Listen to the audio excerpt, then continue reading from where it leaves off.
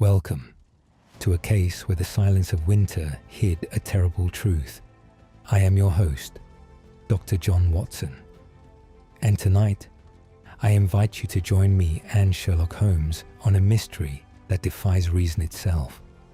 A man was found, lying in the middle of a frozen lake, with no footprints leading to him, and none leading away. Before we begin, tell me, where are you watching from tonight? And what is your favorite Sherlock Holmes story? And if you enjoy stories like this, you can also listen to them on Spotify. Now, let us return to a bitter winter morning in the quiet village of Aldermere, where a body lay upon the ice, and the truth was buried beneath it. Chapter 1. The Body on the Ice. There are cases which announce themselves with the thunder of a knocked door at midnight, and others which arrive upon a silver tray with the morning post. The affair which I have set down in my notes as the Aldermere Lake Mystery belonged to neither category. It came to us upon a telegram, 6 lines of clipped official prose smelling faintly of provincial desperation. And it drew us out of London on the coldest morning I had known since the Afghan campaign. The wire had been sent by one Inspector Colton of the Cambridgeshire Constabulary. Its contents were spare. A body discovered upon a frozen lake. No footprints surrounding it. No wound consistent with a fall. And a local force entirely at a loss. Holmes had read it twice at the breakfast table, folded it into his pocket, and said only, "Pack for the cold, Watson. We shall want the 10:15 from King's Cross." I did not argue. There was a quality to the telegram's brevity, the careful omission of any theory, and the plain confession of bafflement that told me Holmes had already accepted the case before he set down his coffee. The journey was unremarkable, save for the weather.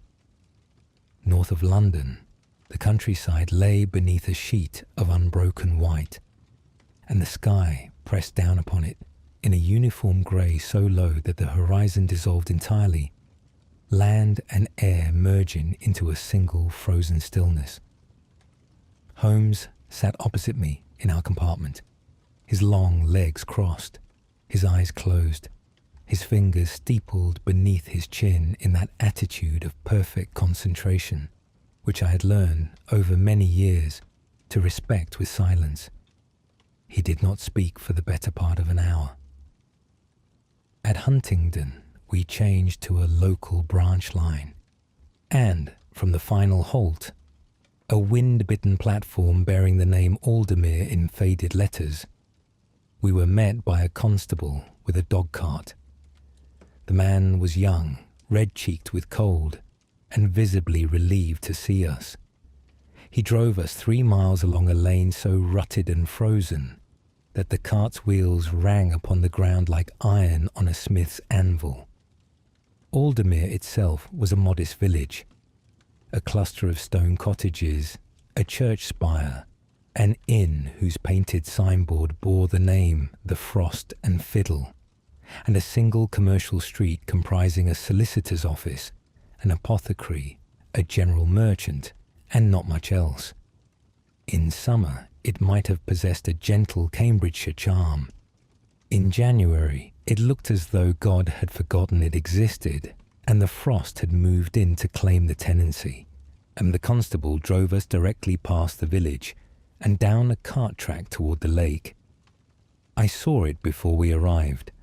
A broad, flat expanse of white, perhaps 300 meters across, rimmed on 3 sides by open farmland, and on the 4th, the northern shore, by a thin belt of bare oaks and elms whose black branches scratched at the grey sky like the fingers of drowned men. A small crowd had gathered at the southern bank, perhaps 20 villagers, stamping their feet and blowing into cupped hands, their breath rising in clouds that dissolved instantly in the bitter air. 2 uniformed constables held them at a distance. Beyond them, upon the ice itself, stood a stout figure in a heavy overcoat, whom I took to be Inspector Colton. And beyond him, far beyond, impossibly far from any shore, lay the body. It was the first thing the eye found, and the last thing the mind accepted. A dark shape against the white, perhaps 70 meters from where we stood. A man face down, his arms resting at his sides, his dark overcoat spread about him like the wings of a fallen crow. He lay upon the ice as though he had been placed there by some careful, indifferent hand. Not thrown, not tumbled, not collapsed. Placed. "Good Lord," I murmured. Holmes said nothing. His grey eyes moved across the lake with that particular quality of attention which I can only describe as predatory. Not the idle gaze of a man surveying a scene, but the fixed, sweeping focus of a hawk marking every movement in the field below. Inspector Colton met us at the bank. He was a square-built man of 50, and with the weathered face and cautious manner of a provincial officer who had seen enough petty crime to be competent, and enough of nothing else to be thoroughly out of his depth. He shook Holmes's hand with an enthusiasm that bordered on relief. "Mr. Holmes, I am grateful, truly grateful. I sent the wire on my superintendent's authority, and I'll confess I half expected you to decline. It's a queer business, the queerest I've encountered in 23 years of service." "Your telegram was admirably concise, Inspector," said Holmes. "Suppose you fill the gaps. The body, when was it found?" "This morning, sir, 7 o'clock near enough.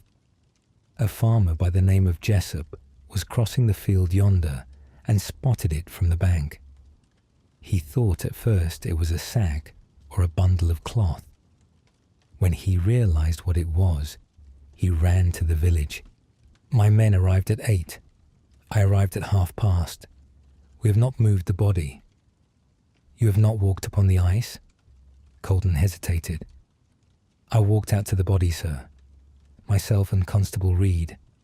We had to confirm the man was dead, but we were careful, stepped light, stayed to one path."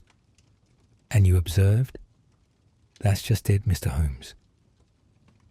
Colton's voice dropped, and I saw something in his eyes that I recognized from the faces of men confronting things they could not explain. Not fear precisely, but a deep, stubborn unease. There are no footprints, none but ours. The ice has a thin layer of snow upon it, perhaps a 1/4 inch, no more.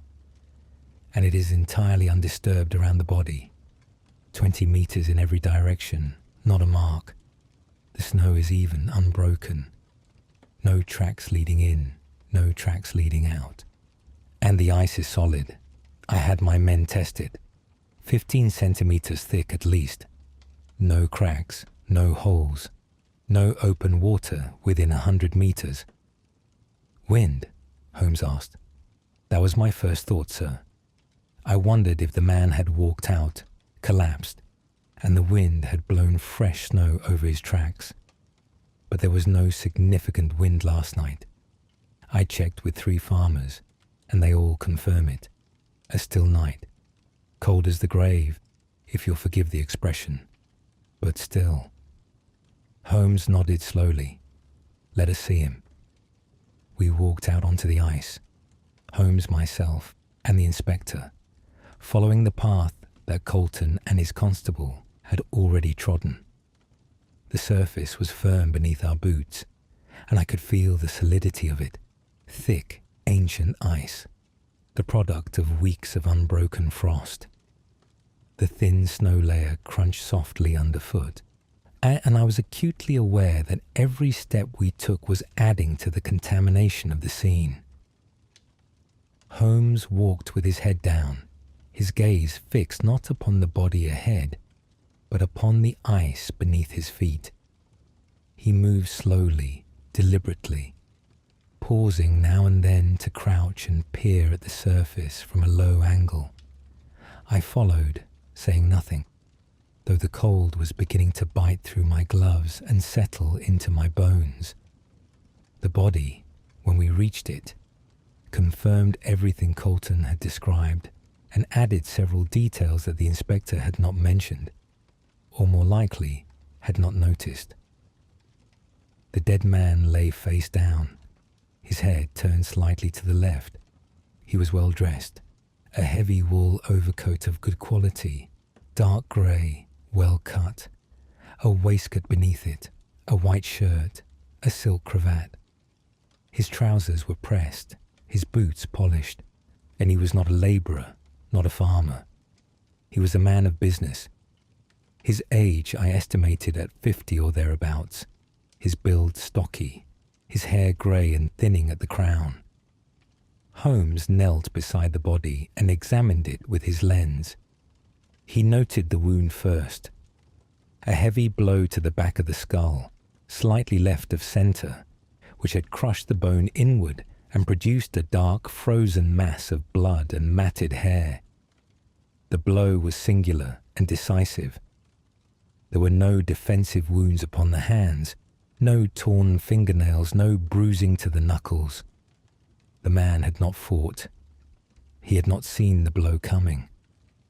Struck from behind, Holmes said quietly. A single blow. Heavy instrument, blunt, rounded. Not a hammer. Something with a broader striking surface. He examined the man's clothing. It was undisturbed. Buttons fastened, coat properly arranged. No signs of dragging or struggle. The body was frozen thoroughly stiff, which was consistent with a full night's exposure upon the ice. He did not fall here, Holmes said. Colton blinked. Sir. Observe the position, Inspector. The arms lie at his sides. The legs are straight, nearly together. The coat is smooth beneath him, not bunched or twisted. A man who collapses while walking falls forward with his arms outstretched, or crumples to one side. His clothing rides and tangles. This man lies as though he were laid down, carefully, deliberately, by hands that took the time to arrange him. Colton stared at the body as though seeing it for the first time. You mean someone placed him here? I mean precisely that. But how? There are no footprints, Mr. Holmes. No tracks at all. Holmes stood and turned slowly, surveying the full expanse of the lake. His gaze swept from the open southern bank where the villagers clustered across the broad white surface scratched with 1,000 intersecting lines to the dark fringe of woodland on the northern shore. He held there, staring at the trees, the distant black tangle of oak and elm, for a long moment. Then he turned back and looked down at the ice beneath our feet. I followed his gaze and saw what everyone had seen. A web of scratches, cuts, and grooves covering the frozen surface in every direction. The marks of skates, dozens, perhaps hundreds of them, layered upon one another in a chaotic tangle that made the ice look as though it had been attacked by some mad engraver. Holmes crouched again. He ran his gloved finger along one of the scratches, then another. He tilted his head, as studying the marks from an oblique angle, then rose and walked several paces to the east, crouched once more, and repeated the examination. Inspector, he said, without looking up, tell me, how popular is this lake with the village children? Colton seemed taken aback by the question. Very popular, sir. They skate here every afternoon when the ice is thick enough. Have done all winter. The whole village knows it. Every afternoon, Holmes repeated. And yesterday? Yesterday as well, I'm told. 12 children at least. They finish when it gets dark. 5 o'clock, 5:30, something of that sort. Holmes nodded slowly. He was still crouching, still examining the ice, and there was something in his posture, a particular tension in the shoulders, a stillness in the hands, that told me he had seen something. What it was, I could not fathom. The ice was a chaos of scratches. I could no more read meaning in them than I could read meaning in the cracks of a shattered window pane. He rose at last and turned to me. His expression was unreadable, not triumphant, not puzzled, but intensely focused, as though he were listening to a sound only he could hear. "Come, Watson," he said. "I should like to walk the perimeter of this lake before the light changes, and I should very much like to know more about the late Mr. Arthur Graves." He set off toward the eastern bank without waiting for a reply. I followed, my boots crunching upon the thin snow, the cold wind cutting across the open ice and finding every gap in my coat. Behind us, the body of Arthur Graves lay alone upon the white expanse, a dark, still shape upon a pale and silent stage, framed by a theatre of ice that had, it seemed, swallowed every trace of whoever had placed him there. I did not yet understand what Holmes had seen in those scratches. I did not yet know the name of Edwin Hartley, or the quiet composure of Margaret Poole, or the trembling hands of Dr. Crisp, or the cold fury of the Reverend Whitmore. I did not yet know that the answer lay not in what the ice concealed, but in what it had faithfully recorded, if only one possessed the eyes to read it. But Holmes, I was certain, had already begun. Chapter 2. Marks that should not matter. Holmes requested that Inspector Colton clear the southern bank of onlookers before we proceeded further. The inspector obliged with some reluctance. The villagers had been gathering since dawn, and provincial curiosity is not easily dispersed.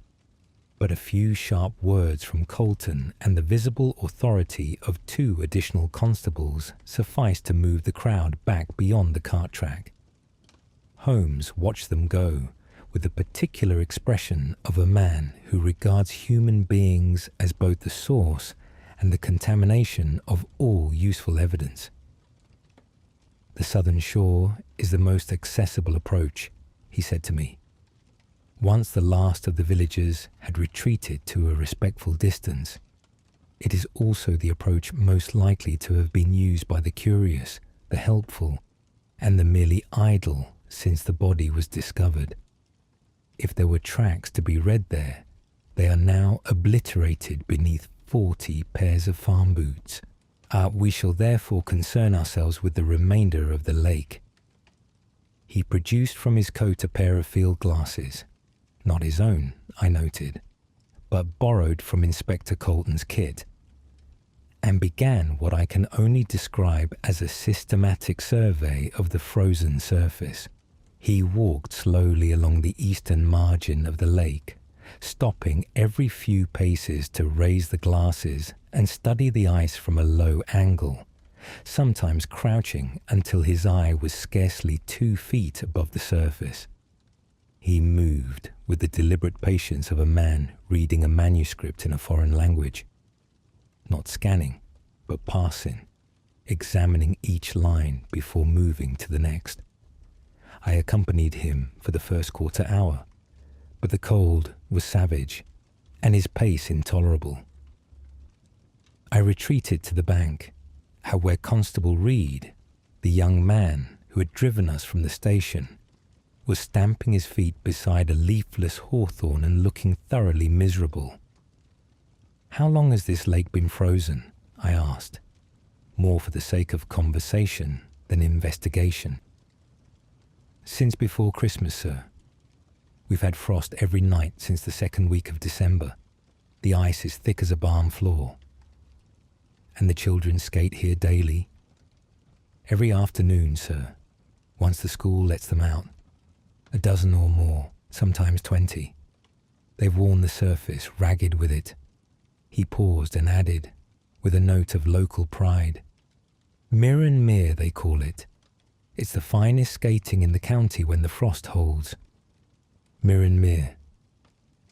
I turned the name over in my mind. It had a quality of old English poetry to it, something out of a border ballad, a name better suited to legend than to a Cambridgeshire stock pond. But there was nothing legendary about the dark shape that still lay upon its surface, attended now only by a single constable who stood guard at a distance of 20 paces, his shoulders hunched against the wind. Holmes continued his circuit of the lake for the better part of an hour. I watched him through the bare branches, a tall, angular figure moving with improbable grace along the frozen margin, pausing, crouching, rising, moving on. He completed the eastern shore, crossed the narrow strip of farmland at the northern end, and entered the belt of woodland that fringed the lake's upper reach. I lost sight of him among the trees for some minutes, which caused me a prick of unease that I could not entirely justify. When he emerged again on the western bank, he stood for a long moment gazing out across the ice, then turned and walked directly toward me with a pace that had changed, quicker now, purposeful, the leisurely survey replaced by the stride of a man who has found something and wishes to confirm it. Watson, he said, upon reaching me, come with me. I want your eyes. I followed him without question. One learns, after sufficient years in Holmes's company, that the moments when he requests your observation are precisely the moments when observation matters most. He led me out onto the ice, not toward the body, but at an angle, east-northeast, toward a point roughly halfway between the southern bank and the wooded northern shore, and perhaps 50 meters to the east of where the body lay. The surface beneath our feet was precisely as Constable Reed had described, worn ragged. The thin snow layer that covered the open ice near the body was thinner here, scoured by the passage of countless blades, and in places the bare ice showed through. Grey-blue, scored with a dense web of scratches that ran in every conceivable direction. Short curves, sudden stops, crossing arcs, gouged crescents where a child had turned sharply.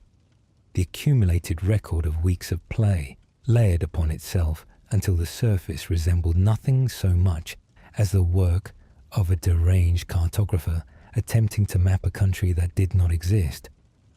Holmes stopped. He pointed downward. Tell me what you see.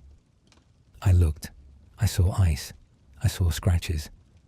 The same chaotic tangle of skating marks that covered every square foot of the lake's surface. I said as much. Look again, said Holmes. Not at the marks you expect to see, at the ones that do not belong. I crouched, as I'd seen him do, and studied the surface from a low angle. The scratches leapt into sharper relief. I could see the varying depths, the different widths where blades had bitten deeper or skimmed lightly. And then, as one sometimes perceives a face in the pattern of a wallpaper once it has been pointed out, I saw what Holmes meant. Among the short, erratic, curving skate lines, there were marks of a different character. 2 lines, parallel, running close together, separated by perhaps a foot, that held their course with a straightness no child's skate could produce. They were not deep, but they were consistent, the same width and the same pressure along their visible length, and which I estimated at 4 or 5 meters before the fresher skating marks overlaid them and they vanished into the general confusion. I see them, I said. 2 straight lines, parallel. Good. What else? I looked more carefully. The lines were not perfectly straight. There was a very slight curve to them, a gentle arc, as though whatever had produced them had been steered rather than simply pushed. And the edges of the grooves were clean, not ragged, a smooth, continuous impression, quite unlike the sharp chip cuts left by skating blades. "They are smoother than the skate marks," I said, "and wider, and they run together, the same distance apart along their entire length." "Excellent, Watson. You see more than you credit yourself for." Holmes knelt beside the marks and ran his gloved finger along one of the grooves. "Now observe this. The depth is uniform. A skater's blade digs deeper at turns and lifts at speed. The pressure varies constantly. These marks show no such variation. Whatever produced them carried a constant load." He rose and walked along the line of the marks, following them toward the north. I followed. After perhaps 8 meters, the straight grooves became increasingly difficult to distinguish. The skating marks grew denser, more recent, and the parallel lines were lost beneath them, like a path swallowed by undergrowth. "They continue beneath the newer marks," Holmes said. "I traced them from the far side with the field glasses. They run from approximately this area." He gestured toward the wooded northern shore, in a line toward the south-southwest. "They terminate, or rather become untraceable, roughly where we are standing. And where we are standing is approximately 50 meters from the body. Yes." I felt a cold that had nothing to do with the January air. "Holmes, what made these marks?" He did not answer immediately. He crouched once more and examined the grooves with his lens, tilting his head to catch the feeble light at different angles. When he spoke, his voice had that quality of restrained precision, which meant he was stating a fact, not offering a theory. 2 runners, parallel, consistent depth, consistent spacing, approximately 30 centimeters apart. The grooves are smooth-edged, not sharp. Metal runners with a flat or slightly rounded profile, not blades. Whatever made these marks was not a skate, not a plow, not a blade of any kind designed for cutting. It was something flat-runnered, as something designed to slide, and it was carrying weight. He stood and looked toward the wooded shore, then back toward the body, his eyes tracing the invisible line that connected the 3 points. The trees, where we stood, and the dark shape on the ice. "Consider the geometry, Watson.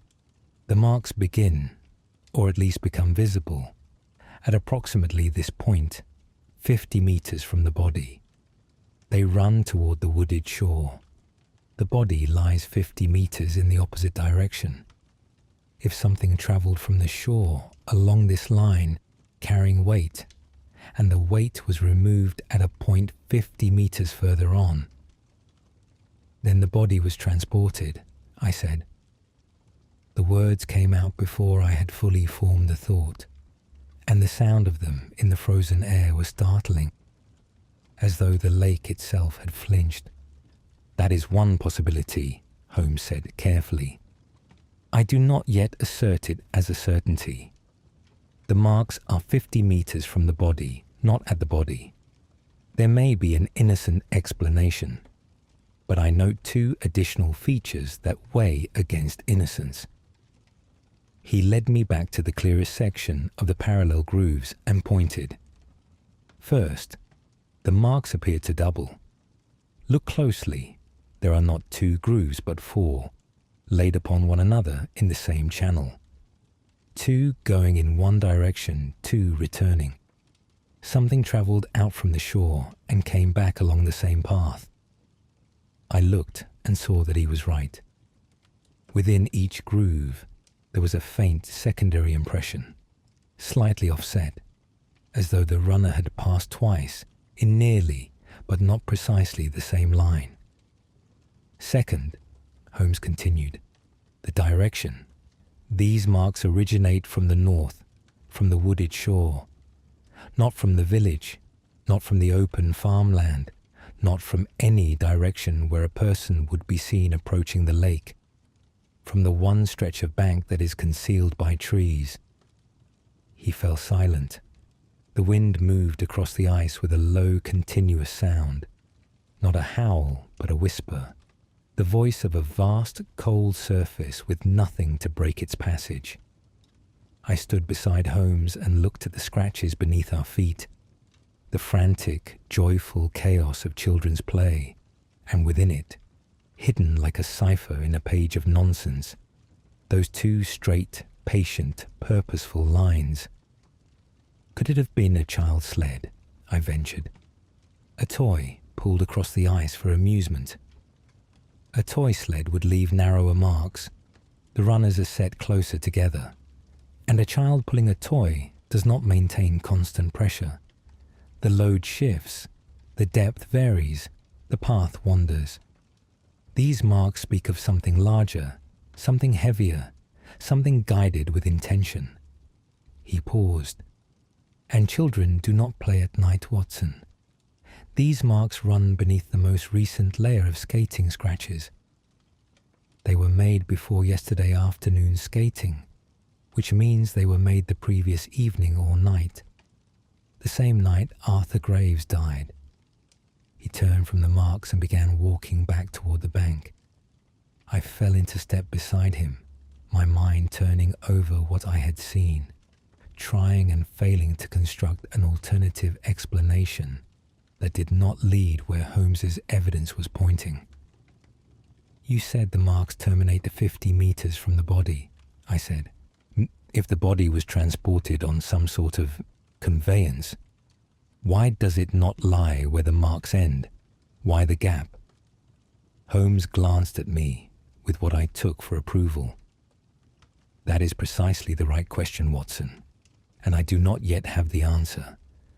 The 50 meters between the end of the marks and the position of the body is either the distance over which the conveyance continued without leaving traces, which seems unlikely on this surface, or it is the distance over which the body travelled after leaving the conveyance. Either way, it is a discrepancy that must be explained. We reached the bank. Inspector Colton was waiting, his arms folded, his expression caught between professional patience and undisguised curiosity. Well, Mr. Holmes, have you found something in that mess of scratches? Possibly, said Holmes. Tell me, Inspector, in your experience of this village, is there anyone who uses a sled or sledge upon this lake? A farmer hauling goods, perhaps, or a tradesman making deliveries across the ice? Colton frowned. Not that I know of, sir. The lake isn't on a route to anywhere. It's a stock pond mostly. The farms use it for watering cattle in summer. In winter, it's just the children and the odd walker. No one would have cause to drag a sled across it. No cause, Holmes repeated softly. He looked back at the ice, at the body, at the invisible line of marks that only he and I now knew existed, at the dark fringe of woodland on the far shore. No legitimate cause, he amended. And then, turning to me, come, Watson. I have seen what the ice has to tell me for now. It is time we learn something about the dead man. Mr.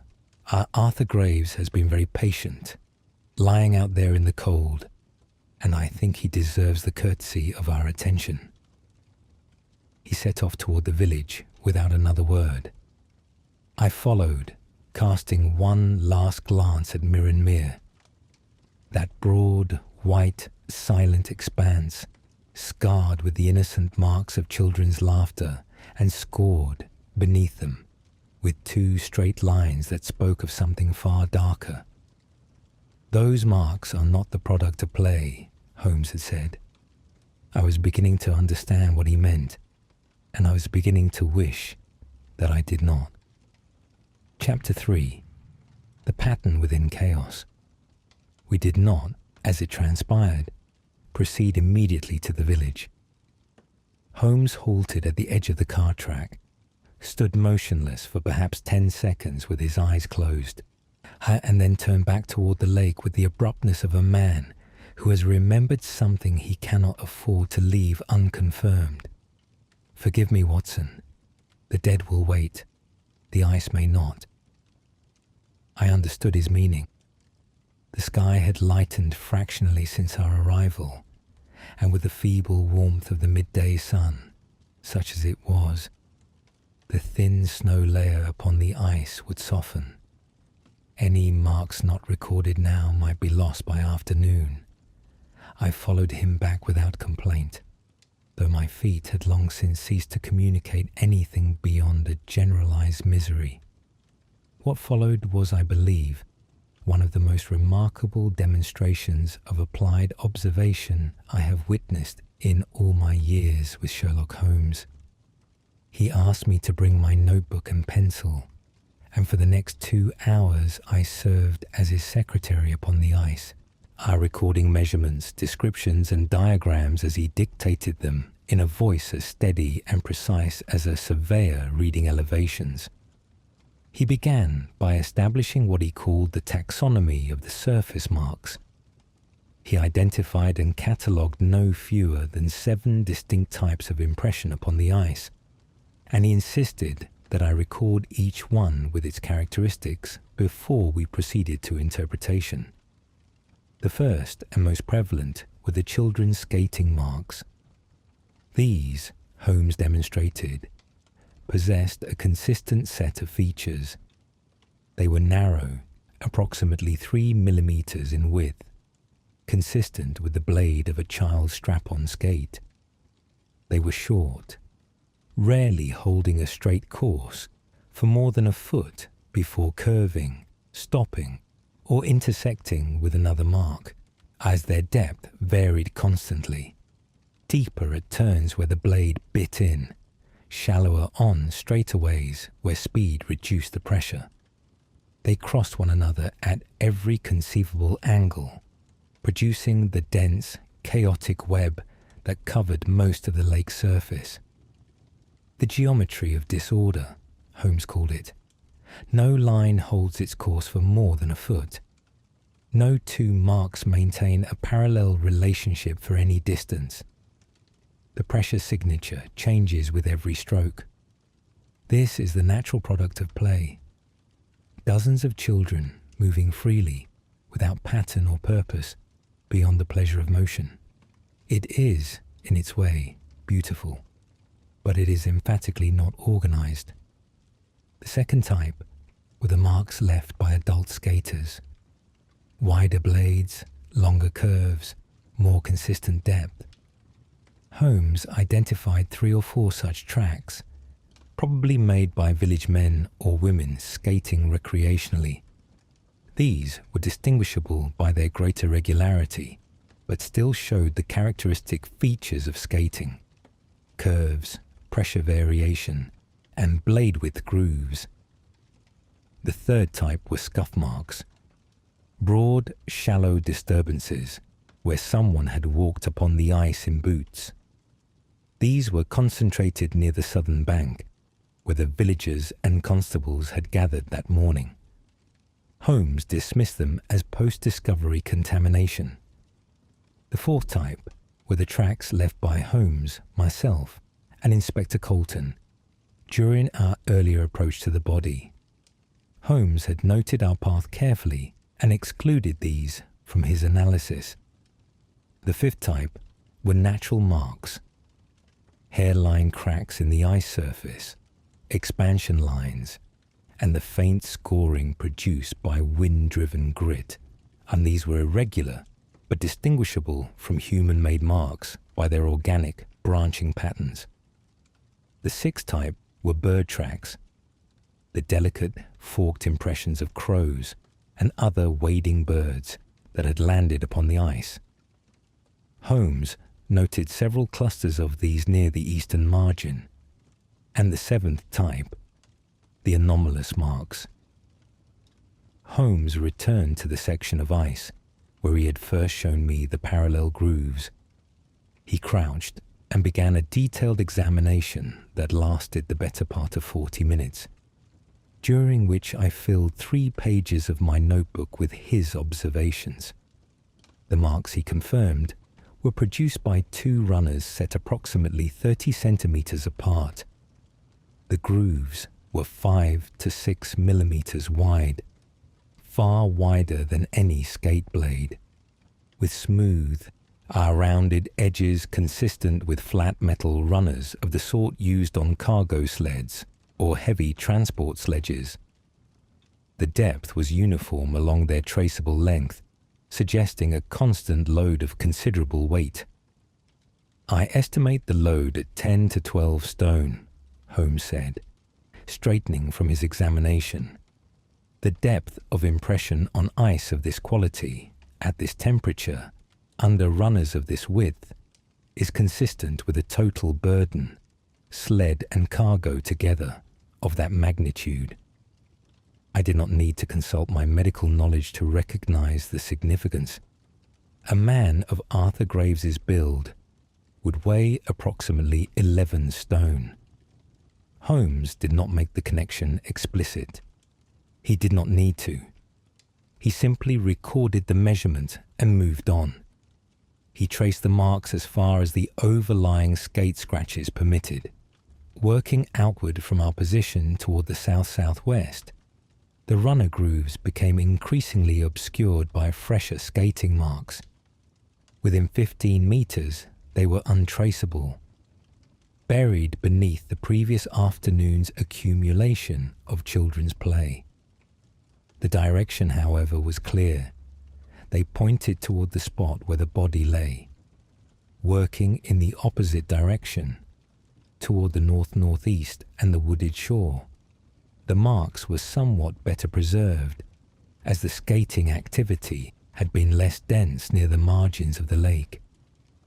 Holmes followed them for approximately 20 meters before they, too, disappeared beneath the general surface wear.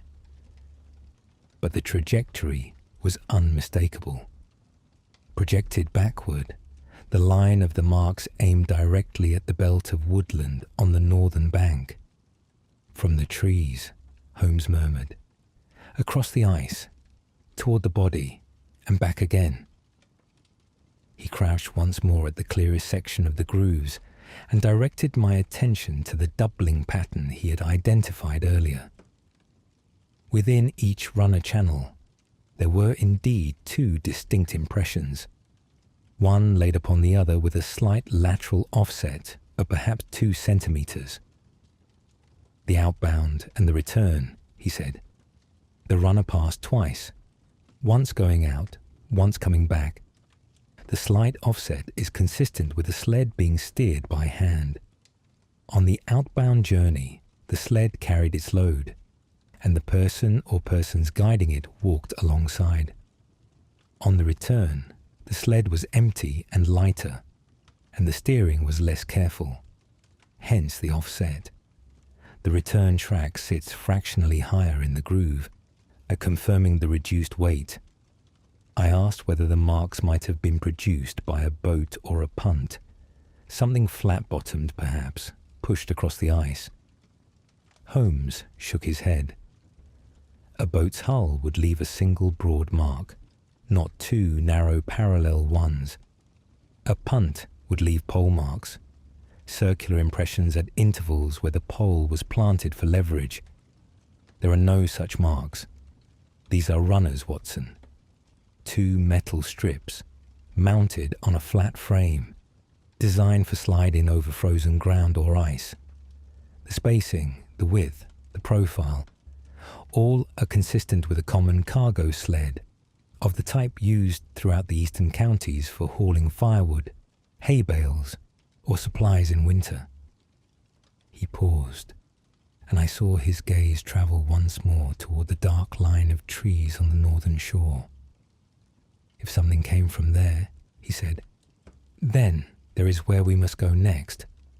But first, I wish to know more about Mr. Arthur Graves." A man does not end up dead upon a frozen lake without having made enemies sufficient to the purpose, and I suspect that in Mr. Graves's case, the supply of enemies will prove uncomfortably generous.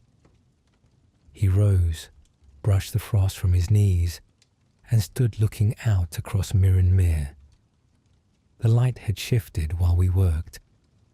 The grey overcast had thinned in places, and for a few moments a weak, silvery luminescence broke through, catching the ice and transforming its scarred surface into something almost beautiful. The scratches glittered, the grooves and cuts threw tiny shadows. The whole lake became, for an instant, a vast illuminated page, dense with writing, layered with meaning, illegible to anyone who did not possess the alphabet. Holmes saw it too.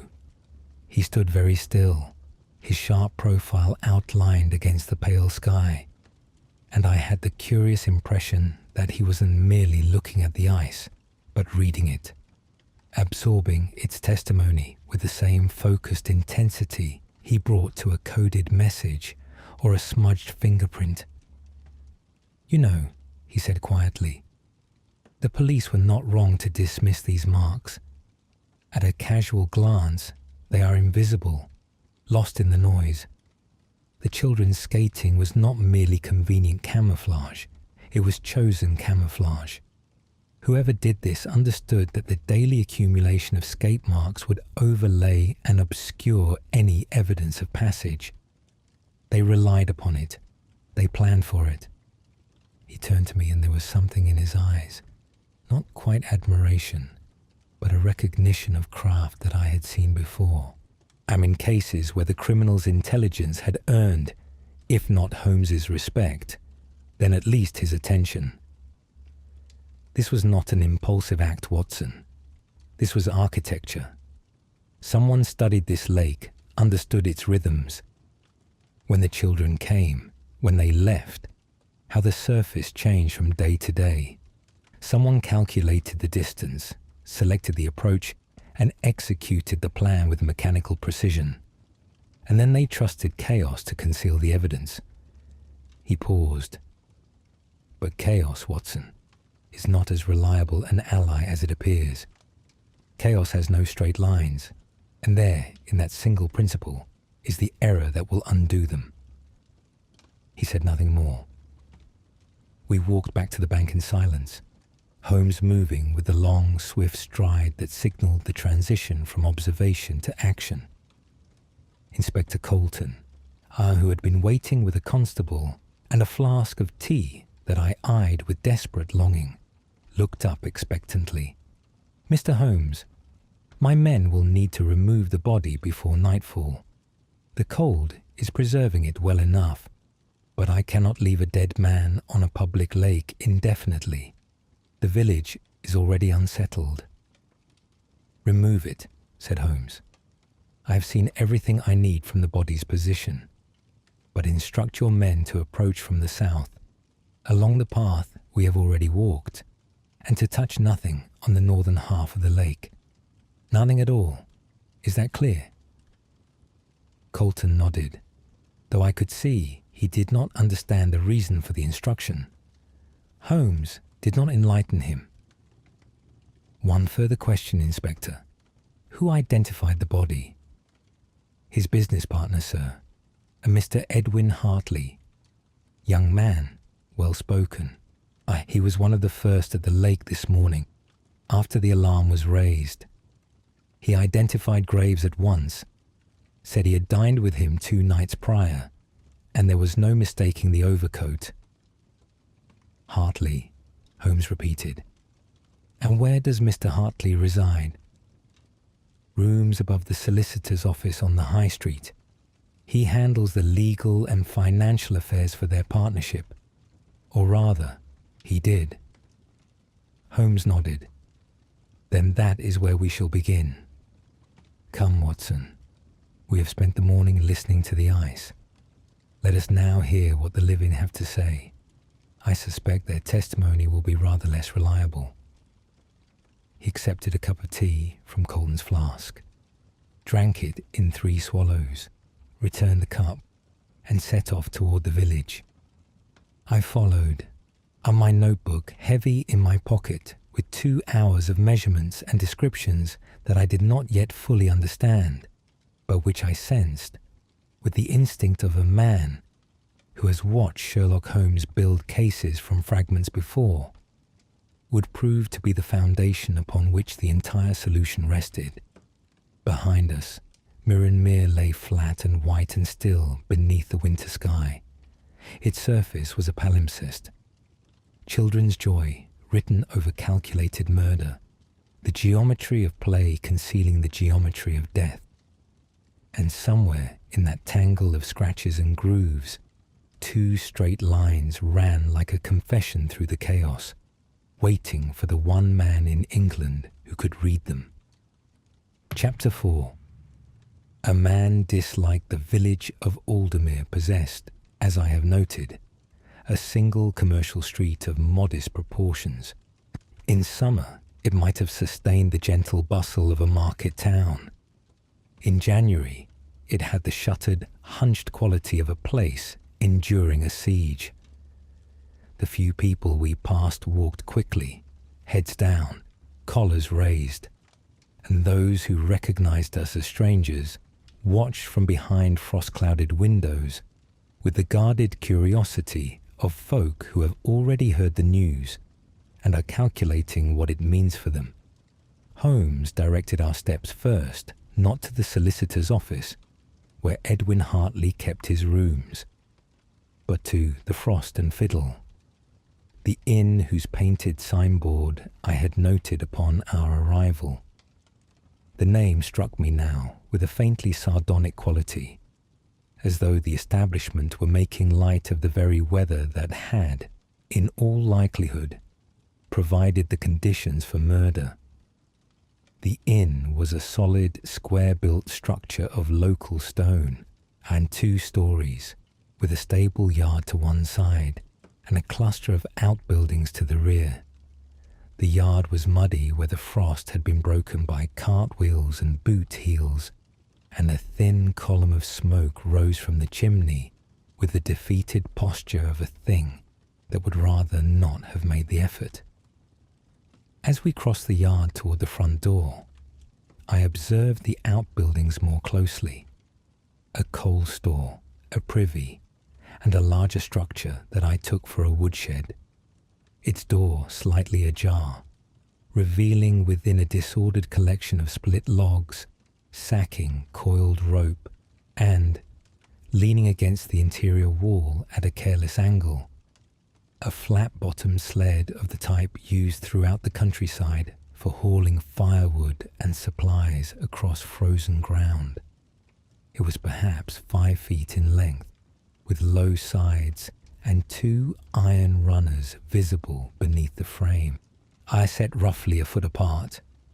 A practical, unremarkable object, the sort of thing one might find behind any farmhouse or country inn in the eastern counties during winter.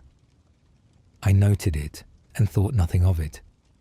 It was, after all, precisely what one would expect to find in an inn's woodshed, a tool for the season, nothing more. Holmes, walking a pace ahead of me, did not glance at the shed at all. The interior of the Frost and Fiddle was warm after the savage cold of the lake. Oppressively so, as country inns in winter tend to be. The fire stoked to a fury that turned the air thick and close. The main room was low-ceilinged, dark-beamed, and furnished with heavy oak tables and settles that looked as though they had been in place since the inn was built. A few locals sat nursing half-pints with the determined air of men who intended to be present when any news arrived, but did not wish to appear eager about it. The landlord came to meet us. Thomas Poole was a large man, broad across the shoulders, heavy in the chest, with the ruddy, weathered complexion of a man who spent his life between a taproom and a farmyard. His hands were enormous, scarred across the knuckles, and his manner was that of a man who expected the world to accommodate him rather than the reverse. He was perhaps 45, with thinning brown hair and small, shrewd eyes set deep in a face that had been handsome once and was now merely formidable. He knew who we were. In a village of this size, our arrival and purpose had evidently preceded us. "Mr. Holmes," he said, planting himself before us with his arms folded, I've been expecting you, or someone like you. The inspector's men have been through here twice already, poking about and asking the same questions in different order. I'll tell you what I told them. I'm glad the man is dead, and I don't mind who knows it. It was a remarkable opening, defiant, almost cheerful in its hostility. Holmes regarded Poole with the composed interest of a naturalist observing a particularly assertive specimen. "You are forthcoming, Mr. Poole?" "I've nothing to hide about my feelings, sir. Arthur Graves was a bloodsucker. He held the mortgage on this inn. Bought it cheap from the bank 2 years ago when I fell behind on payments, and he's been grinding me ever since. Higher interest, shorter terms, penalties for every late shilling. 2 weeks ago, he stood in this very room, in front of my customers, and told me he was minded to foreclose." Poole's voice thickened. "In front of my customers, Mr. Holmes, men I've served for 20 years, he humiliated me in my own house." "And you responded?" "I told him I'd see him dead before I let him take my livelihood. Yes, I said it. I said it loud, and I meant it at the time. If that makes me a suspect, then so be it. But there's a difference between a man who speaks his anger and a man who acts upon it in the dark, and I'd wager you know that better than most." Holmes's expression did not change. "Where were you last night, Mr. Poole?" "Here, in this inn. I served the evening crowd until 9 o'clock, had my supper, drank a beer, and went to bed. I was asleep before 10 and did not stir until my wife woke me this morning with the news." "Your wife can confirm this?" "She can. She came to bed shortly after me. 9:30, she says, and I was already sleeping. She'll tell you the same." At that moment, as though summoned by the mention, Margaret Poole appeared from the passage that led to the kitchen. She carried a tray with a teapot and 2 cups, which she set upon the table nearest the fire with a quiet efficiency that spoke of long practice. She was younger than her husband by a considerable margin, 30 or 31, I judged, with dark hair drawn back from a face that was handsome rather than pretty, composed rather than warm. She had the careful stillness of a woman who had learned to occupy space without drawing attention to it, a quality I had observed in the wives of domineering men, who cultivate a kind of domestic invisibility as a matter of survival. Her dress was plain but well kept, yet her hands clean, her movements precise. She did not smile as she set the tea before us, but neither did she avoid our eyes. She met Holmes's gaze with a steadiness that struck me, in retrospect, as remarkable. "Mrs. Poole," said Holmes, "I understand you can confirm your husband's account of last evening." "I can, sir," she said. Her voice was low, even, without inflection. "Thomas was in bed by 9:30. I looked in on the kitchen, banked the fire, and joined him shortly before 10. He was already asleep. He sleeps soundly. He works hard. And you heard nothing during the night? No disturbance, no sounds from outside?" "Nothing, sir. It was a still night. Cold but still. I slept through until 6. She offered nothing more, no elaboration, no nervous qualification, and no attempt to fill the silence that Holmes allowed to settle after her final word. She simply stood, hands folded, waiting to be dismissed. Holmes studied her for a moment. Not with suspicion, I thought at the time, but with the idle attention of a man cataloguing details from habit. Then he thanked her, and she withdrew to the kitchen with the same quiet economy of motion. I poured the tea. It was strong, hot, and desperately welcome. Holmes and I spent another quarter hour with Thomas Poole, during which he expanded upon his grievances against Arthur Graves with the relish of a man who has been nursing them for months and is finally granted a sympathetic audience. Graves, he told us, was not merely a money lender, but a predator. A man who bought debts cheaply and collected ruthlessly, who used the law as a lever and humiliation as a weapon. He had operated in the Aldermere area for 2 years, and in that time he had made himself detested by nearly every family of modest means in the district.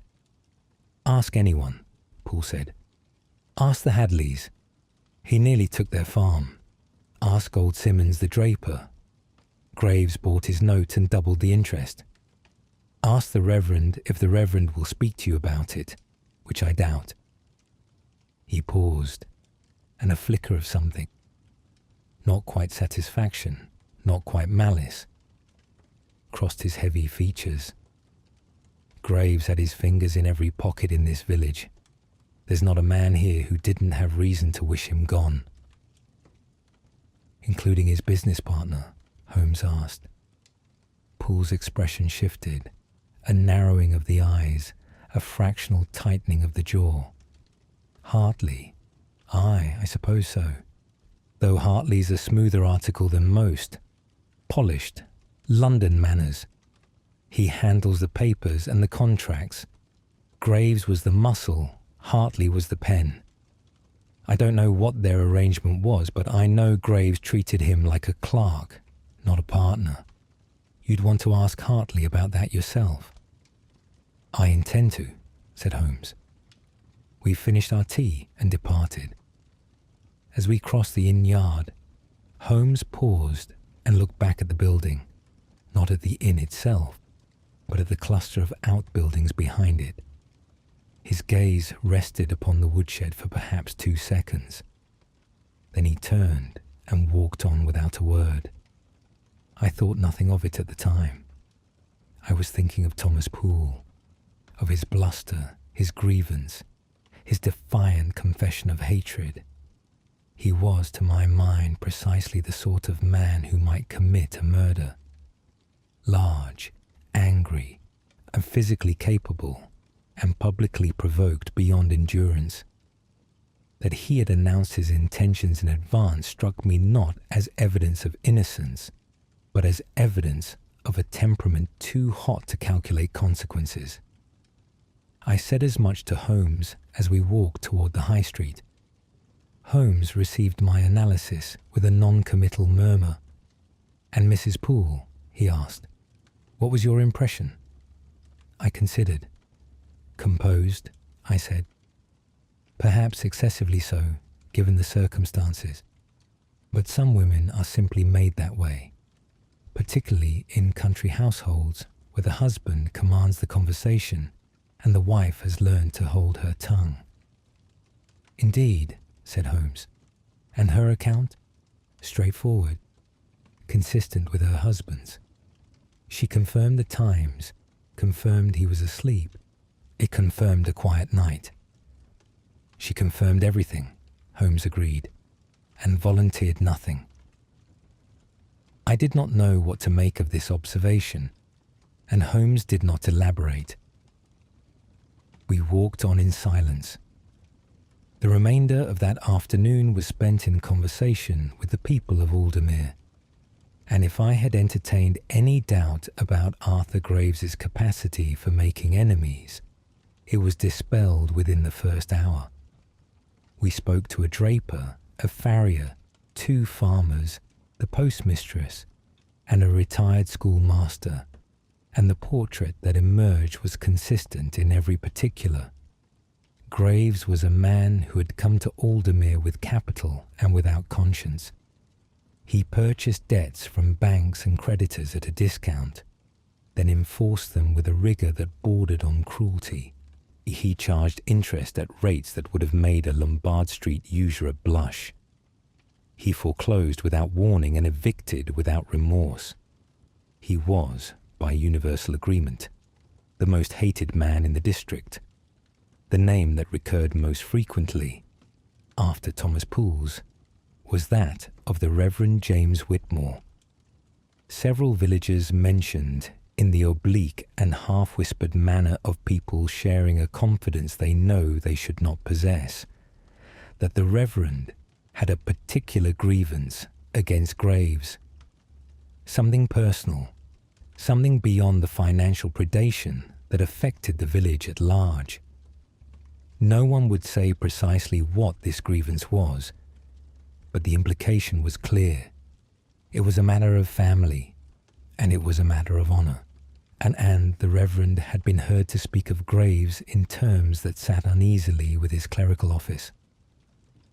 Holmes listened to all of this with his characteristic patience, asking few questions, allowing his informants to talk themselves into indiscretion, noting everything and challenging nothing.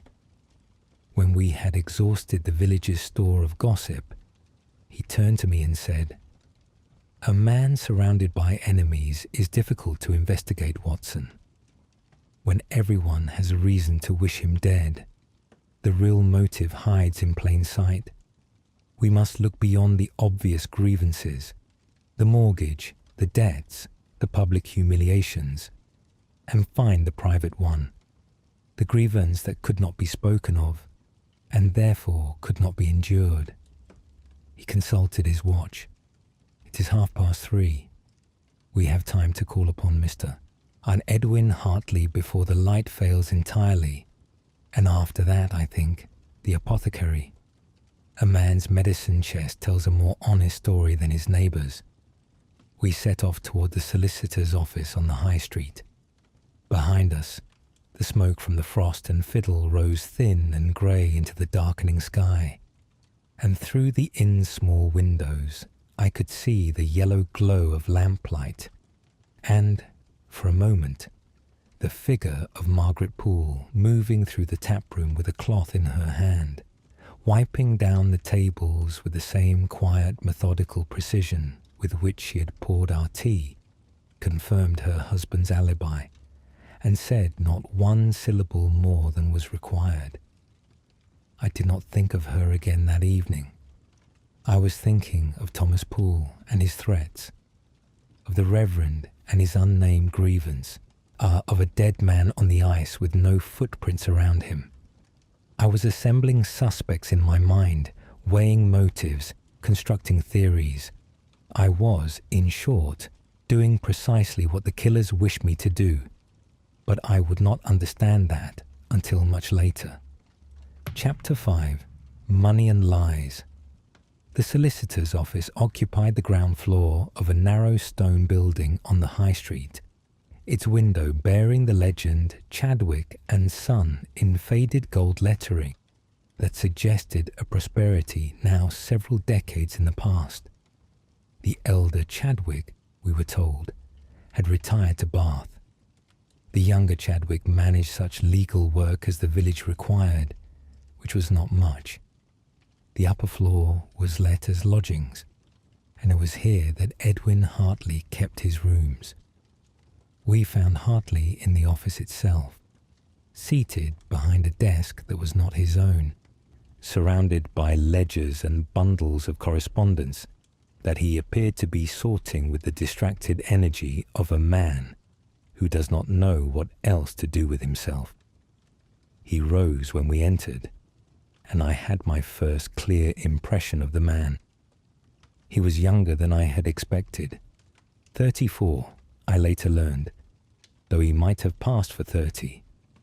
He was lean, clean-shaven, with a narrow, intelligent face, and brown eyes that held a quality of attentive unease.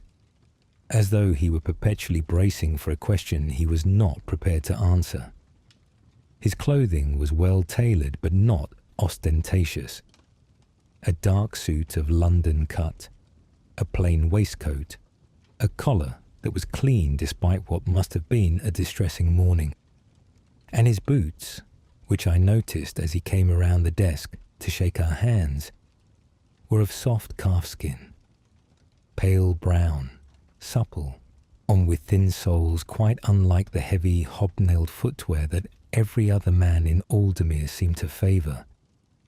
It was a small detail, and I noted it only because the contrast was so marked. Here was a man whose feet still belonged to London, whatever the rest of him was doing in a Cambridgeshire village. "Mr. Holmes," he said, "I hoped you might come. Inspector Colton is a decent man, but this business is beyond him. I could see it in his face this morning." "You identified the body," Holmes said, settling into a chair without waiting for an invitation. I took the chair beside him. Hartley returned to his seat behind the desk, and for a moment the arrangement had the quality of a business meeting, which, in a sense, it was. "I did. Arthur Graves. My partner, my senior partner, I should say, and we have operated a property and lending concern in this district for 2 years. Graves provided the capital. I managed the contracts, the correspondence, the legal framework. An unequal arrangement." Hartley's mouth tightened fractionally. "It was. Graves controlled the money. I did the work. He set the terms. I executed them. It was not what I had envisioned when we entered the partnership, but Graves was not a man who shared power willingly." "Was the partnership profitable?" "For Graves, enormously so. For me, adequately. I received a fixed commission on each transaction, plus a share of the interest collected. It was enough to live on, but not enough to live well. Graves took the lion's share and saw no reason to adjust the balance." Holmes asked to see the ledgers. Hartley produced them without hesitation. 3 heavy volumes covering the past 2 years of their joint operations. Holmes opened them upon the desk and began to examine the entries with the rapid, practiced eye of a man who reads figures the way most men read prose. I watched Hartley while Holmes worked. He sat with his hands folded upon the desk, his posture upright, his expression carefully neutral. He answered Holmes's occasional questions about specific entries with prompt, precise responses that suggested genuine familiarity with the accounts. He was cooperative, almost eagerly so, and I found myself thinking that he was either an honest man anxious to assist, or a very clever one anxious to appear so. Holmes spent perhaps 20 minutes with the ledgers. When he closed the final volume, his expression was unreadable, but I noticed that he had marked several pages with slips of paper torn from his notebook. "Mr. Hartley," he said, "these accounts show a number of small discrepancies. Sums received that do not correspond precisely to the contracted amounts. The differences are minor in each case, £1 here, 30 shillings there, but they accumulate. Over 2 years, I estimate the total at somewhere between £80 and £100. The colour left Hartley's face. It was not a dramatic change. He was not a man given to dramatic changes.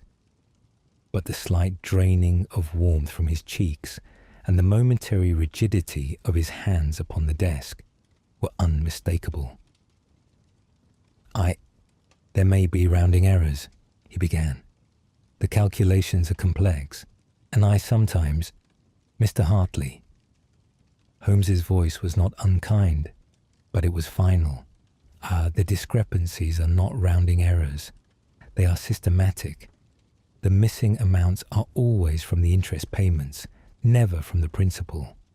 They are distributed across dozens of transactions to avoid detection. This is not carelessness. It is method. Hartley said nothing for a long moment. Then he exhaled, a slow, controlled breath, and when he spoke, his voice was quieter. Graves discovered it 3 weeks ago. He went through the ledgers himself. He did that sometimes when he was in a suspicious temper. And he found the pattern. He confronted me. And he did not dissolve the partnership. He did not report me. He used it. Hartley's jaw tightened. He increased my obligations, a larger share of the proceeds to him, additional work without additional commission, and the threat, always the threat, that he could expose me at any time, to the law, to the clients, to anyone who might care that Edwin Hartley was a thief. He was blackmailing you. He was leveraging me. He was very good at leverage. Holmes nodded slowly. Where were you last night, Mr. Hartley? In my rooms, upstairs. I returned from the office at approximately 6 o'clock, dined alone, cold ham and bread. I had no appetite for more, and spent the evening reading. I did not go out. Can anyone confirm this?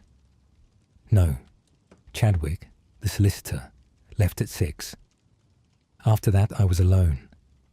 I heard nothing from the street, saw no one. I went to bed at approximately 11 and slept until the constable woke me this morning with the news. The gap between 6 o'clock and this morning is entirely unverified. Hartley met Holmes's gaze. It is. I am aware how that looks. Holmes rose.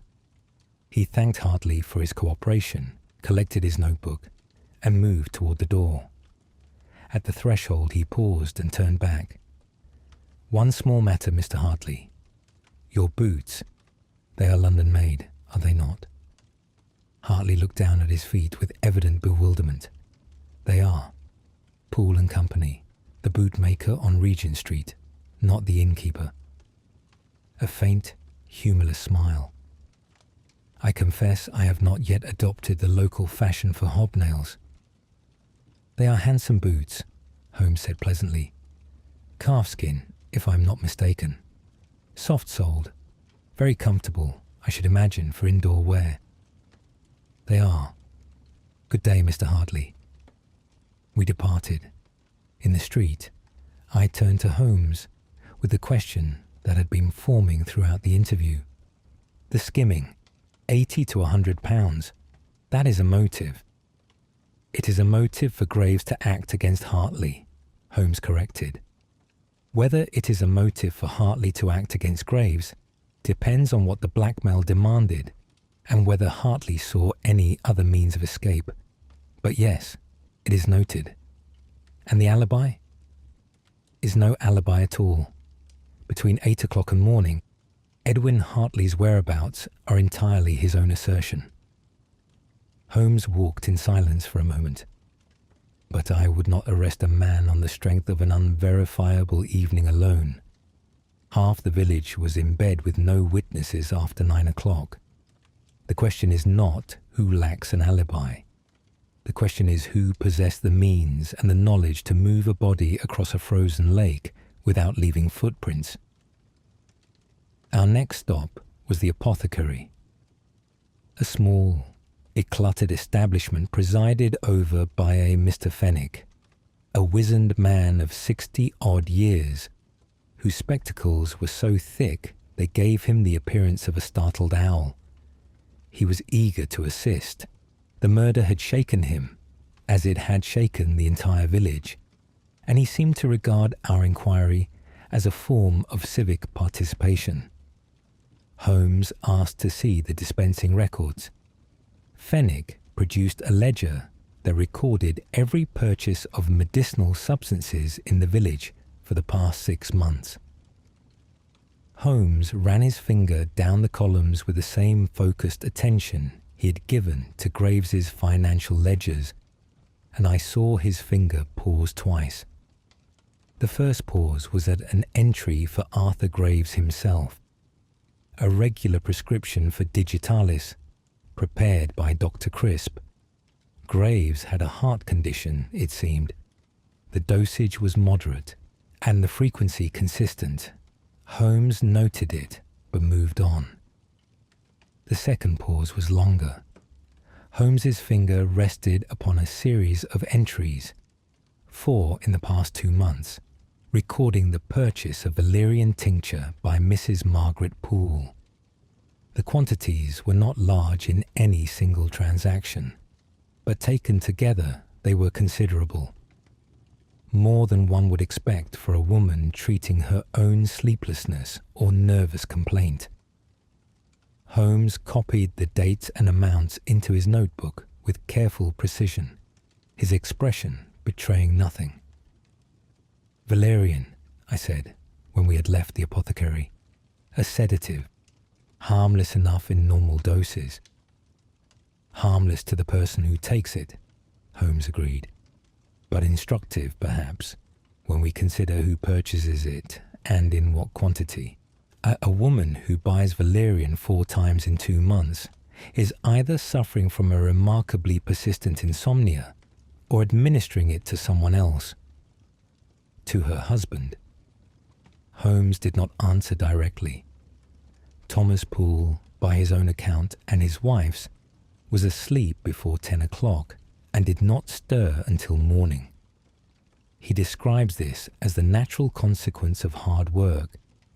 It may be, or it may be the consequence of something added to his evening beer that ensured his sleep was deeper and more reliable than mere exhaustion could guarantee. I turned this over in my mind. If Margaret Poole was drugging her husband to ensure he slept, then a confirmation of his alibi becomes something rather different from a wife's loyal testimony. It becomes the testimony of a woman who arranged the conditions she is now reporting. But we are speculating, Watson. I note the purchases. I note the quantities. I draw no conclusions yet. There remained one further call to make before the light failed entirely. The Reverend James Whitmore received us in the vicarage, a cold, austere house adjacent to the church, furnished with the deliberate austerity of a man who regarded physical comfort as a species of moral failure. The Reverend was tall, spare and grey hair, grey eyes, grey complexion, as though the colour had been gradually withdrawn from him by years of self-denial and suppressed feeling. He received us with a courtesy so formal it bordered upon hostility, and when Holmes raised the subject of Arthur Graves, a visible change passed across his features, a tightening of the mouth, a hardening of the eyes, and that spoke of a hatred so deeply held it had calcified into something resembling principle. "I will not pretend to mourn him, Mr. Holmes," the Reverend said. "Arthur Graves was a man of vicious character. He preyed upon the vulnerable. He enriched himself through the suffering of others, and he conducted his personal affairs with a depravity that I will not describe in detail. I disapproved of him. I despised him. I will not apologize for that." Holmes asked whether this disapproval had extended to any specific communication. The Reverend stiffened. "I wrote him no letters, if that is what you are asking." Holmes let the denial pass without challenge, but I had observed, as we were shown into the study, a writing desk upon which sat an inkwell of distinctive green glass, and beside it a blotter bearing several faint impressions in the same vivid green ink. I recalled that Holmes had already examined the anonymous letter found among Graves's effects, a letter quoting Leviticus, warning that the wages of sin are collected in full. I had not seen the letter myself, but Holmes had described its contents to me during our journey from London. He had not mentioned the colour of the ink. He mentioned it now, or rather, he did not mention it. He simply glanced at the inkwell, at the blotter, and at the Reverend's hands, upon which the faintest trace of green staining was visible around the nail of the right index finger. And then he moved on. The Reverend's alibi for the evening of the murder was simple. He had been in the church until late, preparing his Sunday sermon. The sexton, Mr. Aldis, had been present until approximately 8 o'clock and could confirm the Reverend's presence until that time. After 8, the Reverend was alone. "And you remained in the church until when?" Holmes asked. "Until 10:30. Perhaps later. I lose track of time when I am working." And then, "I walked home. The vicarage is 30 yards from the church door. I went to bed." Holmes thanked the Reverend and we departed. The sky had darkened to a deep, starless grey, and the cold had intensified with the coming of evening. As we walked back toward the inn where Colton had arranged rooms for us, I found myself assembling the day's evidence into a structure that seemed increasingly clear. "The Reverend," I said. "He lied about the letter. The green ink on his hands, the inkwell on his desk. He wrote that warning to Graves, and he denied it to your face. A man who lies about one thing may lie about others." "He may," Holmes agreed. "And his motive? You heard what Paul said. A personal grievance, something beyond money. The Reverend's niece. It must be connected to whatever Graves did to her. It may be. Holmes, the man has motive. He has no alibi after 8 o'clock. He wrote a threatening letter to the victim and lied about it. And he possesses the kind of coal-contained fury that could sustain a premeditated act. He is the strongest suspect we have encountered today." Holmes walked in silence for several paces. Then he said, quietly, "You may be right, Watson. Or you may be constructing a portrait from the colours that have been most vividly presented to you, while the true likeness is painted in shades you have not yet learned to see." I did not know what he meant, but I remembered his words later, much later, and understood that he had been trying, in his oblique way, to warn me that the loudest suspicions are not always the truest ones. Chapter 6. The Last Night. The following morning broke colder than the last. I woke in my room at the Frost and Fiddle to find the inside of the window pane glazed with ice so thick I could not see through it, and the water in my wash basin frozen to a solid disk. The fire had died in the night, and the air in the room had the quality of something that had given up trying. Holmes was already downstairs when I descended, seated at a table near the hearth, with a cup of coffee and a sheet of paper, upon which he had been making notes. He looked as though he had slept little and minded less.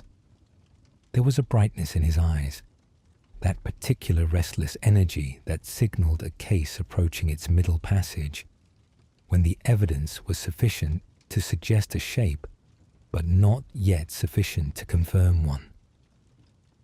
"I have been thinking about witnesses, Watson," he said, without preamble. "The police canvassed the village after the body was found, but they were looking for someone who had seen the murder, or seen Graves alive that evening, or seen a suspicious person near the lake. They were not looking for the small, incidental observations that people make without knowing they are making them. Those are the observations that interest me." He had, it transpired, already spoken with Colton's constable and obtained a list of every person known to have been abroad in the village after dark on the night of the murder. Most were accounted for. Men returning from the inn, women visiting neighbours, a boy sent to fetch a doctor for a sick calf. But 2 names on the list had caught Holmes's attention, and it was to these that we directed our morning's work. The first was Silas Maddock.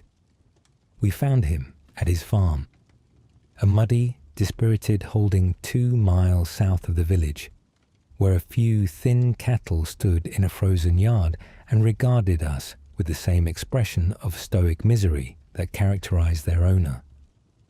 Maddock was a man of 50-odd years, raw-boned and red-nosed, with the gnarled hands and permanently squinting eyes of a lifetime spent in weather. He received us in his kitchen, which smelled of wood smoke and old cheese, and he was not entirely sober despite the early hour. He knew why we had come. Colton's men had already spoken to him, but Maddock had dismissed his own testimony as worthless. I was well in my cups, sir, and I'll not pretend otherwise. And the police had apparently agreed. Holmes did not agree. He sat across from Maddock at the kitchen table and listened with the same focused patience he had brought to the examination of the ice. And under that steady attention, Maddock's account became considerably more detailed than the constable's notes had suggested. He had been walking home from a tavern in the neighbouring village of Felton, a distance of roughly 3 miles, which he covered on foot along the lane that passed the southern margin of Mirren Mere. He estimated the time at 11:15, though he admitted this was approximate. The night was cold, still, and very dark. No moon, heavy cloud. As he passed the lake, he saw a figure.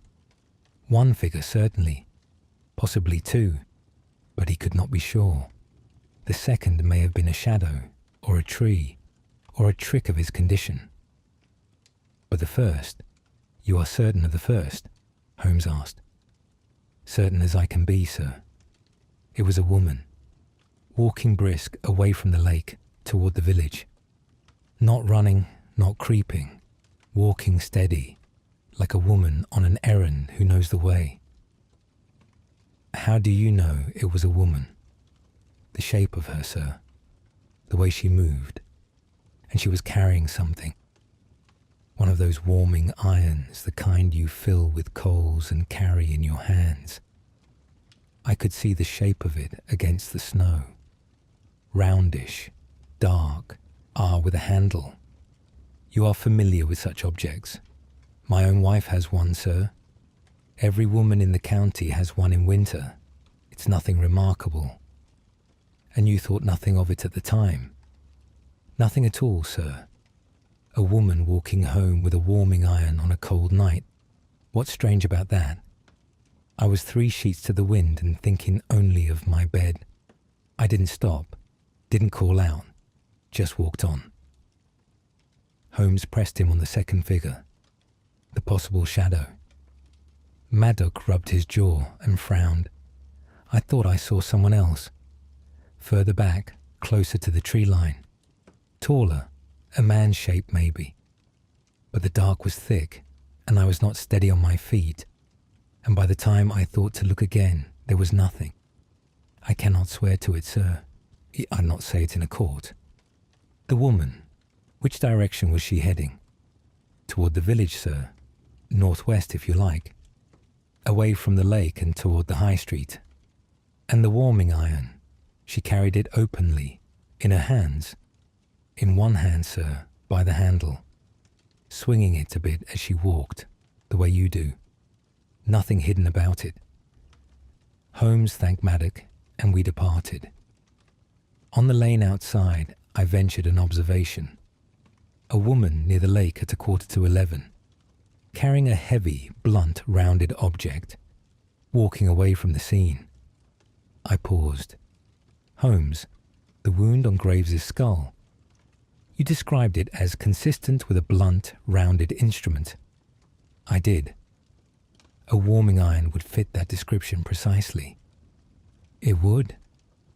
Then this woman, whoever she is, may have been carrying the murder weapon. Openly. In plain sight. Holmes said nothing for a moment. Then, consider the elegance of it, Watson. An iron hand warmer is a domestic object so common in winter that it is invisible. A woman carrying one at night provokes no curiosity whatsoever. If she had been carrying a poker or a hammer or a length of pipe, even a drunk man might have remarked upon it. But a warming iron, it belongs to the landscape. It is part of the furniture of a January night. The weapon hides behind its own ordinary purpose. He walked on. I followed, turning over the implications. A woman. Not Thomas Poole, not the Reverend, not Edwin Hartley. A woman. But which woman? Aldermere was a small village, but it contained many women, and a warming iron was, as Maddock had said, the commonest object in the county. I said as much to Holmes. Patience, Watson. We have one more witness to hear. The second name on Holmes's list was Dr. Leonard Crisp. We found the doctor at his surgery, a cramped, untidy room, at the back of his house on the lane leading to the church. He was a man of 60, once perhaps distinguished, now running to seed in the way that country practitioners sometimes do when the isolation and the routine have worn the edges off their ambition. His hair was white and uncombed, his waistcoat stained, and his hands, which I observed with the professional attention of a fellow medical man, trembled with a fine, persistent tremor that was not consistent with age alone. His pupils were dilated. I recognized the signs at once, and I saw that Holmes recognized them too. Crisp was a laudanum user, not perhaps in the final desperate stages of addiction, but sufficiently dependent that his faculties were permanently clouded. It explained the tremor, the dilated pupils, the vagueness of manner, and, as became immediately apparent, the unreliability of his testimony. Crisp had been out on the night of the murder. He had made a house call to the Hadley farm, 2 miles past the lake on the Felton Road, to attend to old Mrs. Hadley's chronic bronchitis. He had departed at approximately 8:30 and arrived at the farm at 9. He had remained until 10:30, then walked home. His route took him past the southern margin of Mirren Mere. "And did you see anything as you passed the lake, Doctor?" Holmes asked. Crisp's eyes shifted.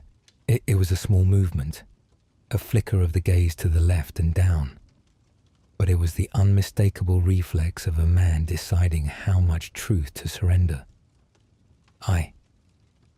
It is difficult to say, Mr. Holmes.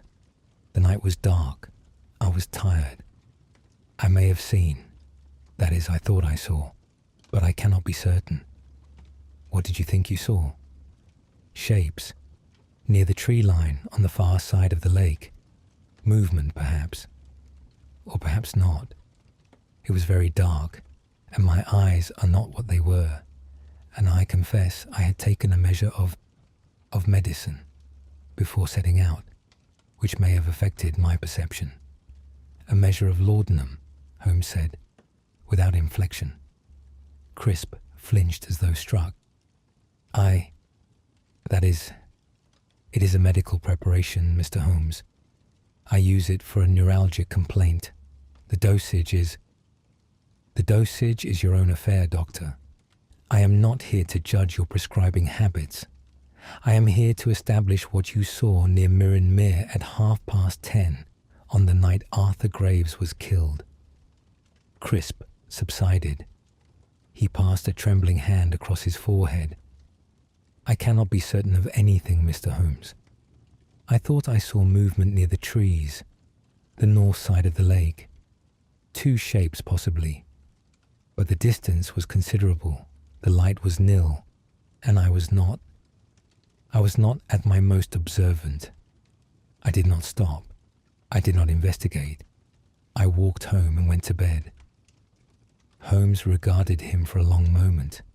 Then he asked very quietly, "Doctor, Were you aware that Arthur Graves was extorting money from you? The trembling worsened. Crisp's hands, which had been resting on his desk, began to shake visibly, and he pressed them flat against the surface to steady them. I do not know what you mean. I think you do. Graves had discovered that you have been forging medical certificates to help local men avoid military reserve service obligations. He was extracting a share of your fees in exchange for his silence. Chris stared at Holmes with the expression of a man watching the ground open beneath his feet. For a moment, I thought he might deny it. Then his shoulders sagged, and the last remnant of professional dignity drained from his posture like water from a cracked vessel. He found the certificates, God knows how. He came to me 6 months ago and laid them on this very desk and told me what he wanted. 1/3 of every fee. I had no choice. And if Graves were dead, the extortion would end. Yes, but I did not kill him, Mr. Holmes. I swear to you, I am many things, but I am not a murderer. I was near the lake. I cannot deny it. I may have seen something. I cannot deny that either. But I did not approach the lake. I did not touch Arthur Graves. And what I saw, if I saw anything at all, I saw through a laudanum haze that makes the whole evening feel like a dream I cannot quite recall. Holmes rose. He thanked the doctor with a courtesy that seemed, under the circumstances, almost cruel, and we departed. In the lane outside, I drew a breath of cold air that tasted clean after the close, stale atmosphere of Crisp's surgery. Holmes walked beside me in silence, his hands clasped behind his back, his gaze directed at the frozen ground. 3 suspects, I said. Poole, who threatened, the Reverend who wrote, and now Crisp, who was there, near the lake, at the right time, and with motive and means, and an evening so clouded by laudanum that he cannot account for his own movements. And a woman with a warming iron, Holmes added, whom no one can identify. Could it have been Crisp's wife, a housekeeper, someone connected to him? Crisp is a widower. He lives alone. Holmes paused. But consider, Watson. We now have 2 independent witnesses who place figures near the lake at approximately the right time. Maddox saw a woman leaving, walking toward the village. Crisp, if his perception can be trusted at all, saw shapes near the tree line on the north shore. The tree line, Watson, the same tree line from which the sled marks originate. He stopped walking and turned to face me. The pale winter light caught the sharp planes of his face. I ran for a moment. He looked less like a detective than like a man contemplating a work of art, studying it, measuring it, searching for the flaw in its composition. We have a woman with a warming iron, a doctor who sees nothing, and a vicar who writes in green ink, he said. And yet the ice, Watson. The ice is the only witness that does not lie. He turned and walked on toward the lake. I followed, understanding now that whatever Holmes intended to do next, it would not involve the village, or its secrets, or its frightened, evasive inhabitants. It would involve the ice and the trees and the cold geometry of a crime that had been executed with a precision that even Holmes, I sensed, had begun to respect. Chapter 7. The Vanishing Edge. Holmes did not approach the lake from the south, as we had done on both previous occasions. Instead, he led me on a circuitous route through the village, past the church and the vicarage, along a footpath that skirted the rear of several farmsteads, and into the belt of woodland that fringed the northern shore of Mirren Mere. I understood the logic.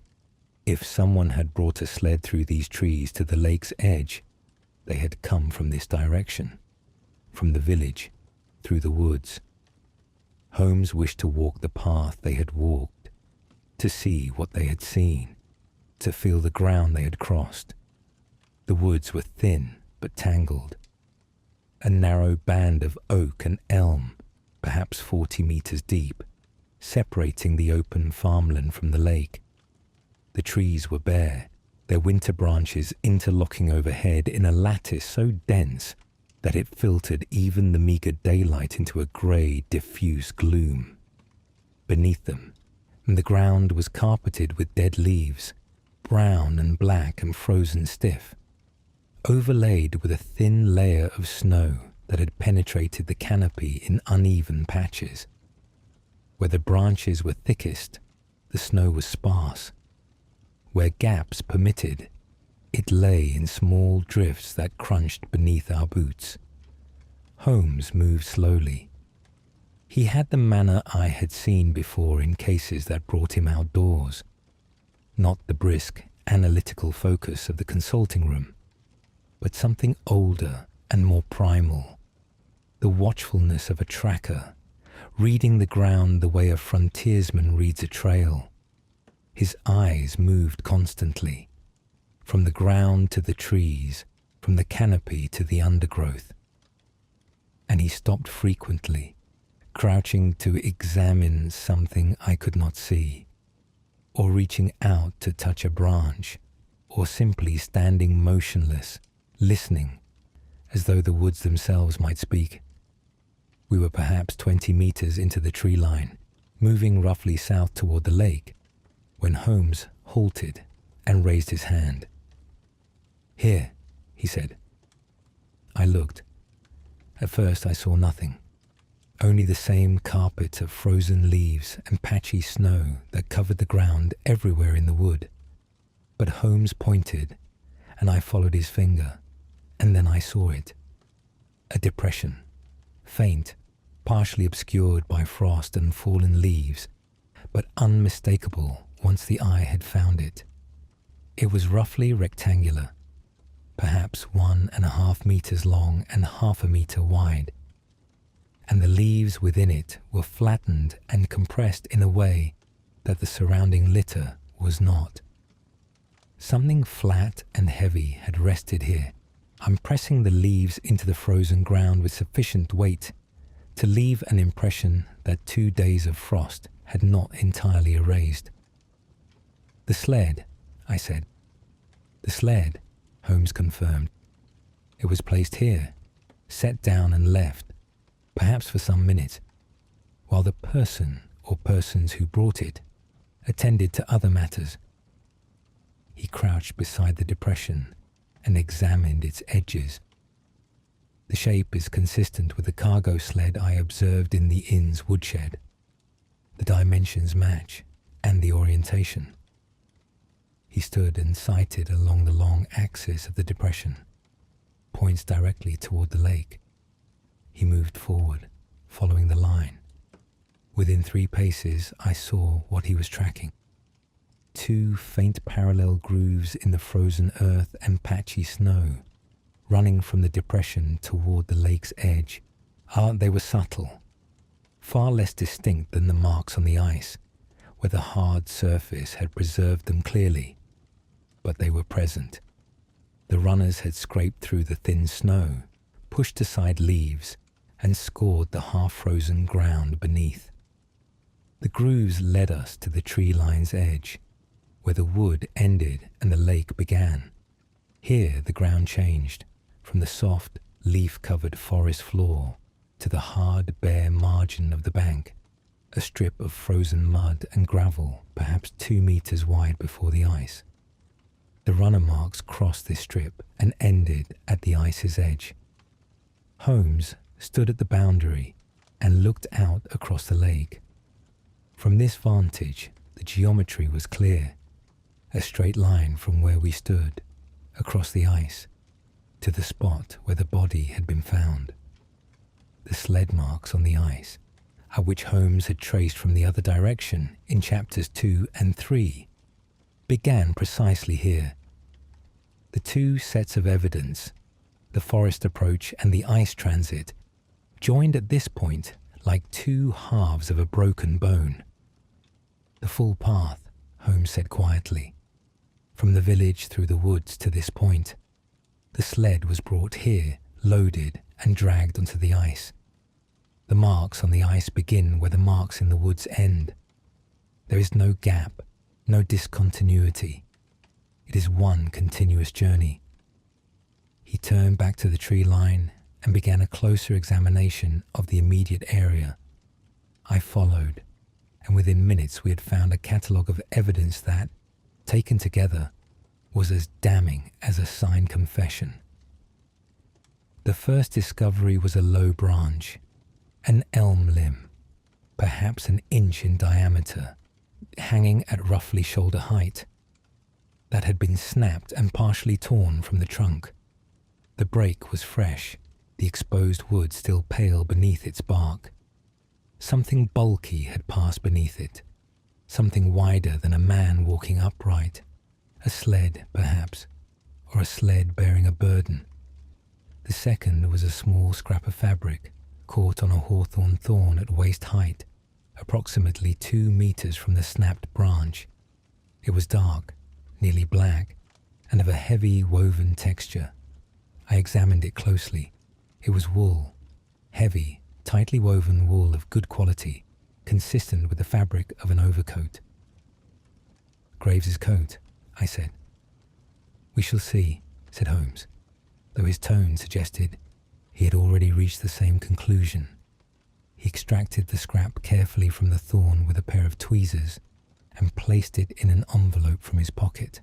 The third discovery required more time.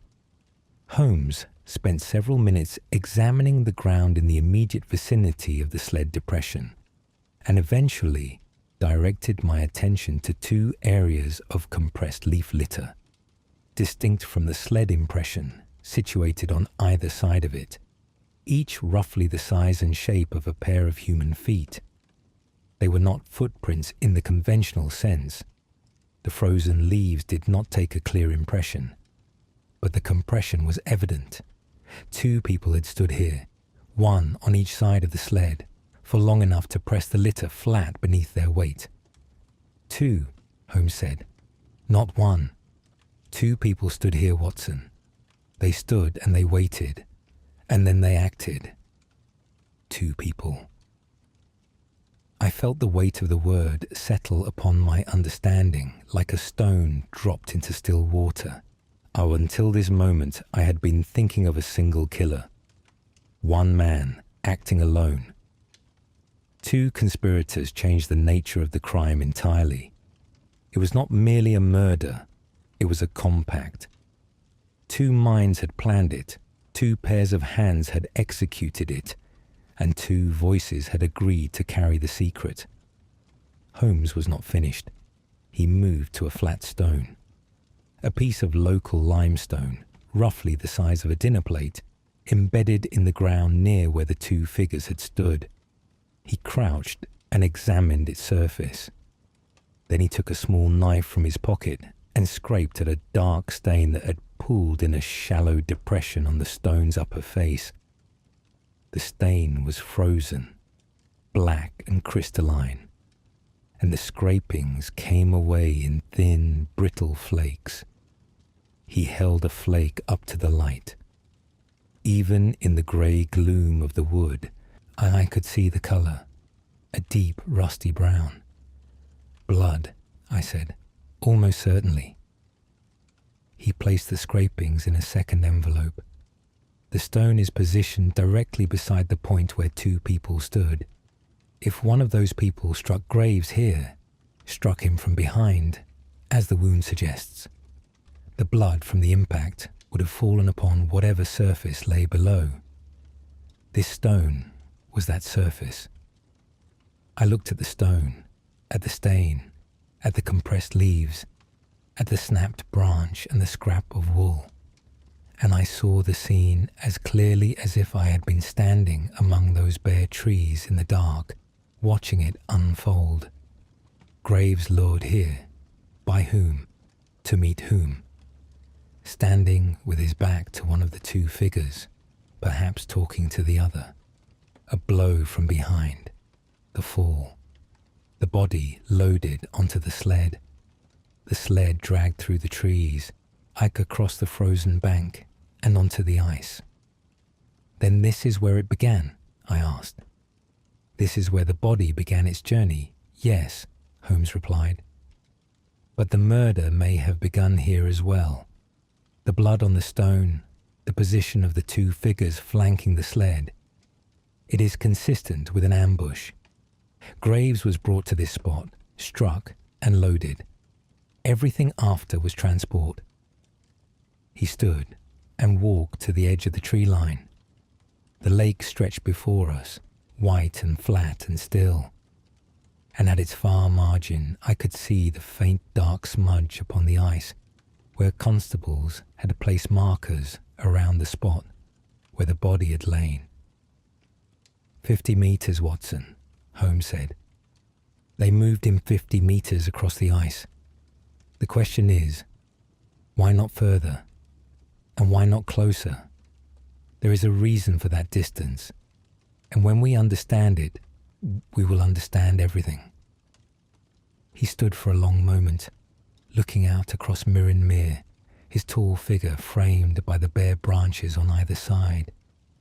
The light was failing again, the short winter day already folding toward dusk, and the lake's surface had taken on a dull, leaden quality, the scratches and marks invisible at this distance, the whole expanse reduced to a blank white page. But it was not blank. Holmes had taught me that over the past 2 days. Beneath the apparent emptiness, the ice held its record. The runners, the scratches, the geometry of play and the geometry of purpose, all layered upon one another like the strata of an ancient document. And now the woods had yielded their own testimony. The depression, the drag marks, the broken branch, the fabric, the compressed leaves, the blood. 2 witnesses, the ice and the trees, both silent, both patient, both faithful in their record. And between them, Holmes, the one man who had thought to ask them what they knew. We are close, Watson, he said, turning from the lake. I know how it was done. I know from where. I know by how many. What remains is to confirm by whom, and that confirmation lies not in the woods or on the ice, but in the village, in the objects, the habits, and the small accumulated choices of the people who live there. He set off through the trees, back the way we had come. I followed, my mind full of the image of that flat stone with its frozen stain, and of 2 dark shapes standing in the winter wood, waiting for a man who did not know he was walking toward his death. Chapter 8. The 50 meters. Holmes returned to Mere on the morning of our 3rd day in Aldermere, and I knew from the manner of his rising, early, silent, dressed before I had stirred, that the gathering phase was over. He was no longer accumulating. He was testing. The sky had cleared overnight, and for the first time since our arrival, the sun appeared, low, pale, and without warmth, but sufficient to throw the surface of the lake into sharp relief. Every scratch and groove upon the ice was illuminated with a clarity that the previous day's overcast had denied us. Holmes stood at the eastern margin and surveyed the scene with the expression of a man returning to a familiar text with new eyes. I have a theory, Watson, he said. I intend to walk it. He set off from the point where the tree-lined drag marks ended at the ice's edge, the spot he had identified in the woodland the previous day, where the blood, the fabric scrap, and the 2 sets of foot impressions confirmed that the murder had been committed and the body loaded onto the sled. From this point, he walked out onto the ice, following the line of the runner tracks as closely as the overlying skating marks permitted. I followed a few paces behind, notebook in hand, recording his observations as he made them. The runner marks were clearer today than they had been on our first examination. The low sun cast shadows into every groove, and the parallel track stood out from the surrounding chaos of skating scratches with a distinctness that was, to my newly educated eye, almost startling. I wondered how the police, how anyone, could have looked at this surface and have failed to see them. But I recalled Holmes's observation from our first day. The marks were invisible, not because they were faint, but because the eye expected to see skating marks and therefore saw only skating marks. The pattern was hidden not by absence, but by assumption. Holmes walked the line slowly, pausing every few meters to crouch and examine the tracks. At approximately 15 meters from the shore, he stopped and directed my attention to the marks alongside the runner grooves. "Here, Watson. What do you see beside the tracks?" I knelt. The ice beside the runner grooves showed a series of faint, broad scuffs, not the sharp, chipped cuts of skating blades, not the circular divots of hobnailed boots, but smooth, shallow impressions with soft edges, as though something flat and yielding had pressed against the ice and slid forward. "Footprints," I said. "Or rather, scuff marks, from someone walking beside the sled." "Precisely. And note the character of the impressions. A hobnailed boot leaves a distinctive pattern. Iron studs biting into the ice at regular intervals, producing a signature as individual as a fingerprint. Every working man in Aldermere wears hobnails. A farmer, a labourer, an innkeeper. Their boots would leave marks that could be identified and matched." He traced one of the scuffs with his gloved finger. "These marks were not made by hobnails. There are no stud impressions, no iron contacts. The sole that made these prints was smooth, flat leather, without ornamentation or reinforcement. A soft-soled boot, the kind worn by a man who buys his footwear in London rather than at a country cobbler." I felt a cold contraction in my chest that had nothing to do with the weather. "Hartley," I said. "Edwin Hartley's calfskin boots." Holmes did not confirm or deny. He rose and continued along the line of the tracks. The scuff marks appeared intermittently. Some had been obscured by skating, others by wind. But where they were visible, they were consistent. The same smooth, stud-free impression. The same shallow depth. The same width. At approximately 30 meters from the shore, Holmes stopped again and pointed to the opposite side of the runner tracks. There, fainter but discernible, was a second set of scuff marks. Smaller, narrower, with a slightly different gait pattern. "Two people," he said. "One on each side of the sled. The first, the larger prince, walked on the eastern side. The second, smaller, lighter, walked on the western side. They flanked the sled as they pushed it, one guiding from each side."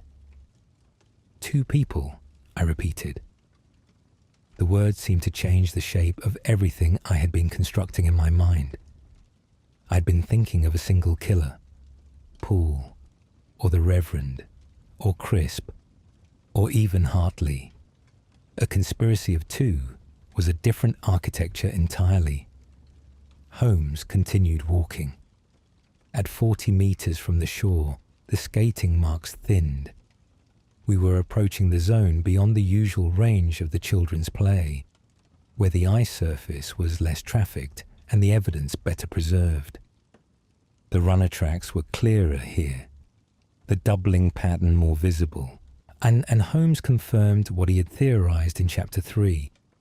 The outbound tracks showed heavier impressions than the return tracks, consistent with a loaded sled going out and an empty sled coming back. At 48 meters, the runner tracks ended. It was not a gradual fading. The grooves simply stopped. Two clean parallel lines terminating in a slight fan where the runners had slewed fractionally as the sled was brought to a halt. Beyond this point, the ice was unmarked save for a single, broad smear. A shallow, curving scrape approximately 2 meters long, ending at the spot where Arthur Graves's body had lain. Holmes crouched at the termination point and studied the smear. Then he rose, paced the 2 meters to the body's position, and stood looking down at the impression left in the thin snow where Graves had been found. "The sled stopped here," he said, pointing back to the runner terminations. The body was tipped off, pushed or rolled from the sled's flat surface. It slid across the ice for approximately 2 meters and came to rest there. He indicated the body's former position. The scrape mark is consistent with a heavy, clothed object sliding on ice, the friction of wool on a frozen surface. The slight curve of the scrape suggests the body rotated as it slid, which is consistent with being pushed from one side rather than dropped from above. He stood between the 2 points, the sled's terminus and the body's resting place, and looked back along the line of tracks toward the distant tree line. 50 meters, Watson. They moved him 50 meters across the ice. He paused, and when he spoke again, his voice had the measured quality of a man presenting a conclusion he had arrived at some time ago, but had not, until this moment, been prepared to articulate. The 50 meters is the key to understanding not merely the method, but the mind behind it. Consider, why not drag the body further? The lake is 300 meters across. They could have taken him to the center, or to the far shore, or to any point that maximized the distance from the entry point. But they stopped at 50 meters. He turned slowly, surveying the lake. Now consider, why not leave the body closer to the shore? 20 meters would have been easier, faster, less exposure on open ice. But they pushed on to 50. He looked at me. The answer is calculation.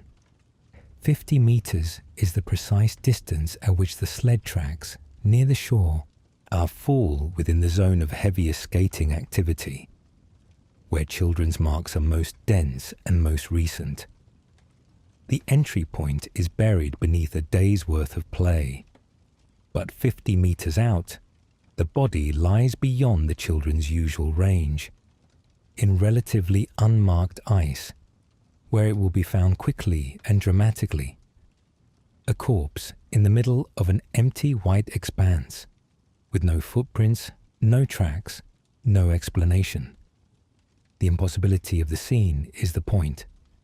It is designed to overwhelm the investigation with the question of how, so that the question of who is never properly asked. He began walking back toward the shore, following the tracks in reverse. The body was not merely moved, Watson. It was positioned, staged. This crime was planned by someone who understood the lake, its dimensions, its rhythms, the daily patterns of the children's skating. Someone who knew that the skating marks would be heaviest near the shore and thinnest further out. Someone who calculated the distance at which concealment ended and spectacle began, and placed the body precisely at that threshold. He stopped and turned to face me. This was not the work of a man who acts in rage. Thomas Poole threatens in public and sleeps in private. He is bluster without architecture. This was not the work of a man who acts from theological conviction. The Reverend writes letters quoting Leviticus. His vengeance is scriptural, not spatial. And this was not the work of a man who can barely recall his own movements through a laudanum haze. Dr. Crisp could not plan his own breakfast, let alone a crime of this precision. His eyes held mine, and I saw in them not the cold satisfaction of a man who has solved a puzzle, but the grave attention of a man who has recognized the shape of something dangerous. This was the work of two people. One who knew the lake, its geography, its patterns, the sled in the woodshed, the routines of the village, and one who had the motive, the nerve, and the soft-soled boots of a man who walks quietly through a world he intends to reshape to his advantage. I opened my mouth to speak, to name the names that were forming with terrible clarity in my mind. But Holmes raised a hand. "Not yet, Watson. I know the shape of the hands that did this. Now I must confirm whose hands they are. Evidence, not inference. Proof, not pattern. Tomorrow I shall make my final examinations. And then, if the ice and the fibers and the chemistry confirm what the geometry suggests, I shall ask Inspector Colton to assemble certain individuals at the lake." He looked back once more at the frozen surface, at the scratches, the grooves, the palimpsest of innocence and guilt, and said, almost to himself, "They trusted the chaos to protect them. They trusted that no one would look past the noise to find the signal.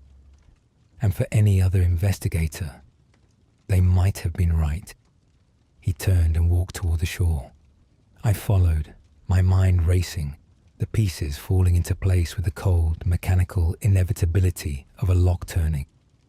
Two killers, the lake, the sled, the warming iron, the boots, the valerian, and at the center of it all, 50 meters of frozen water, measured, calculated, and crossed in darkness by two people whose partnership in murder was as precise and deliberate as the parallel tracks they had left upon the ice. Chapter 9. Order hidden in chaos. Holmes spent the final day of the investigation as a man might spend the last hours before a performance, with meticulous, unhurried precision, revisiting each element of the case not to discover but to confirm. He had, I understood by then, already assembled the complete picture in his mind. What remained was the task of ensuring that every joint was sound, every connection provable, every link in the chain strong enough to bear the weight of an accusation. He began at the Frost and Fiddle. Thomas Poole received us with diminished hostility. The passage of 2 days without arrest had done much to ease his nerves, and he had begun, I think, to believe that Holmes's investigation might direct suspicion elsewhere. When Holmes asked to see the woodshed, claiming an interest in the construction of local winter implements, Poole obliged with the indifferent cooperation of a man who has decided the visitors are harmless eccentrics. The shed was as I remembered it, a rough stone structure, open-fronted, stacked with split logs, coiled rope, sacking, and the miscellaneous detritus of a country inn's maintenance. The cargo sled leaned against the interior wall at the same careless angle, and Holmes approached it with the casual air of a man examining a curiosity rather than a piece of evidence. He ran his hands along the frame, the runners, the flat cargo bed. He produced his lens and examined the runner brackets, the iron fittings where the runners were bolted to the wooden frame.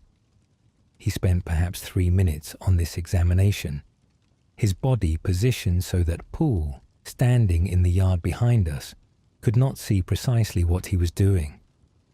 When he straightened, his expression was unchanged, but I noticed that his right hand moved to his coat pocket, and I heard the faint crinkle of paper. he had pocketed something. Later, when we were alone, he showed me several short fibres, dark in colour, caught in the rough iron of the left runner bracket. Wool fibres, coarse, consistent with a heavy winter overcoat. Graves's coat was dark grey wool, I said. Heavy weave. The fibres could match. They will match, Holmes said, with a certainty that was not arrogance, but conclusion. The body was dragged onto this sled, transported across the ice, and tipped off. The coat pressed against the runner bracket during loading. Fibres transferred. They are small enough to escape a casual cleaning, and the bracket is rough enough to hold them despite exposure to weather. From the woodshed, Holmes returned to the inn's interior and requested a word with Margaret Poole.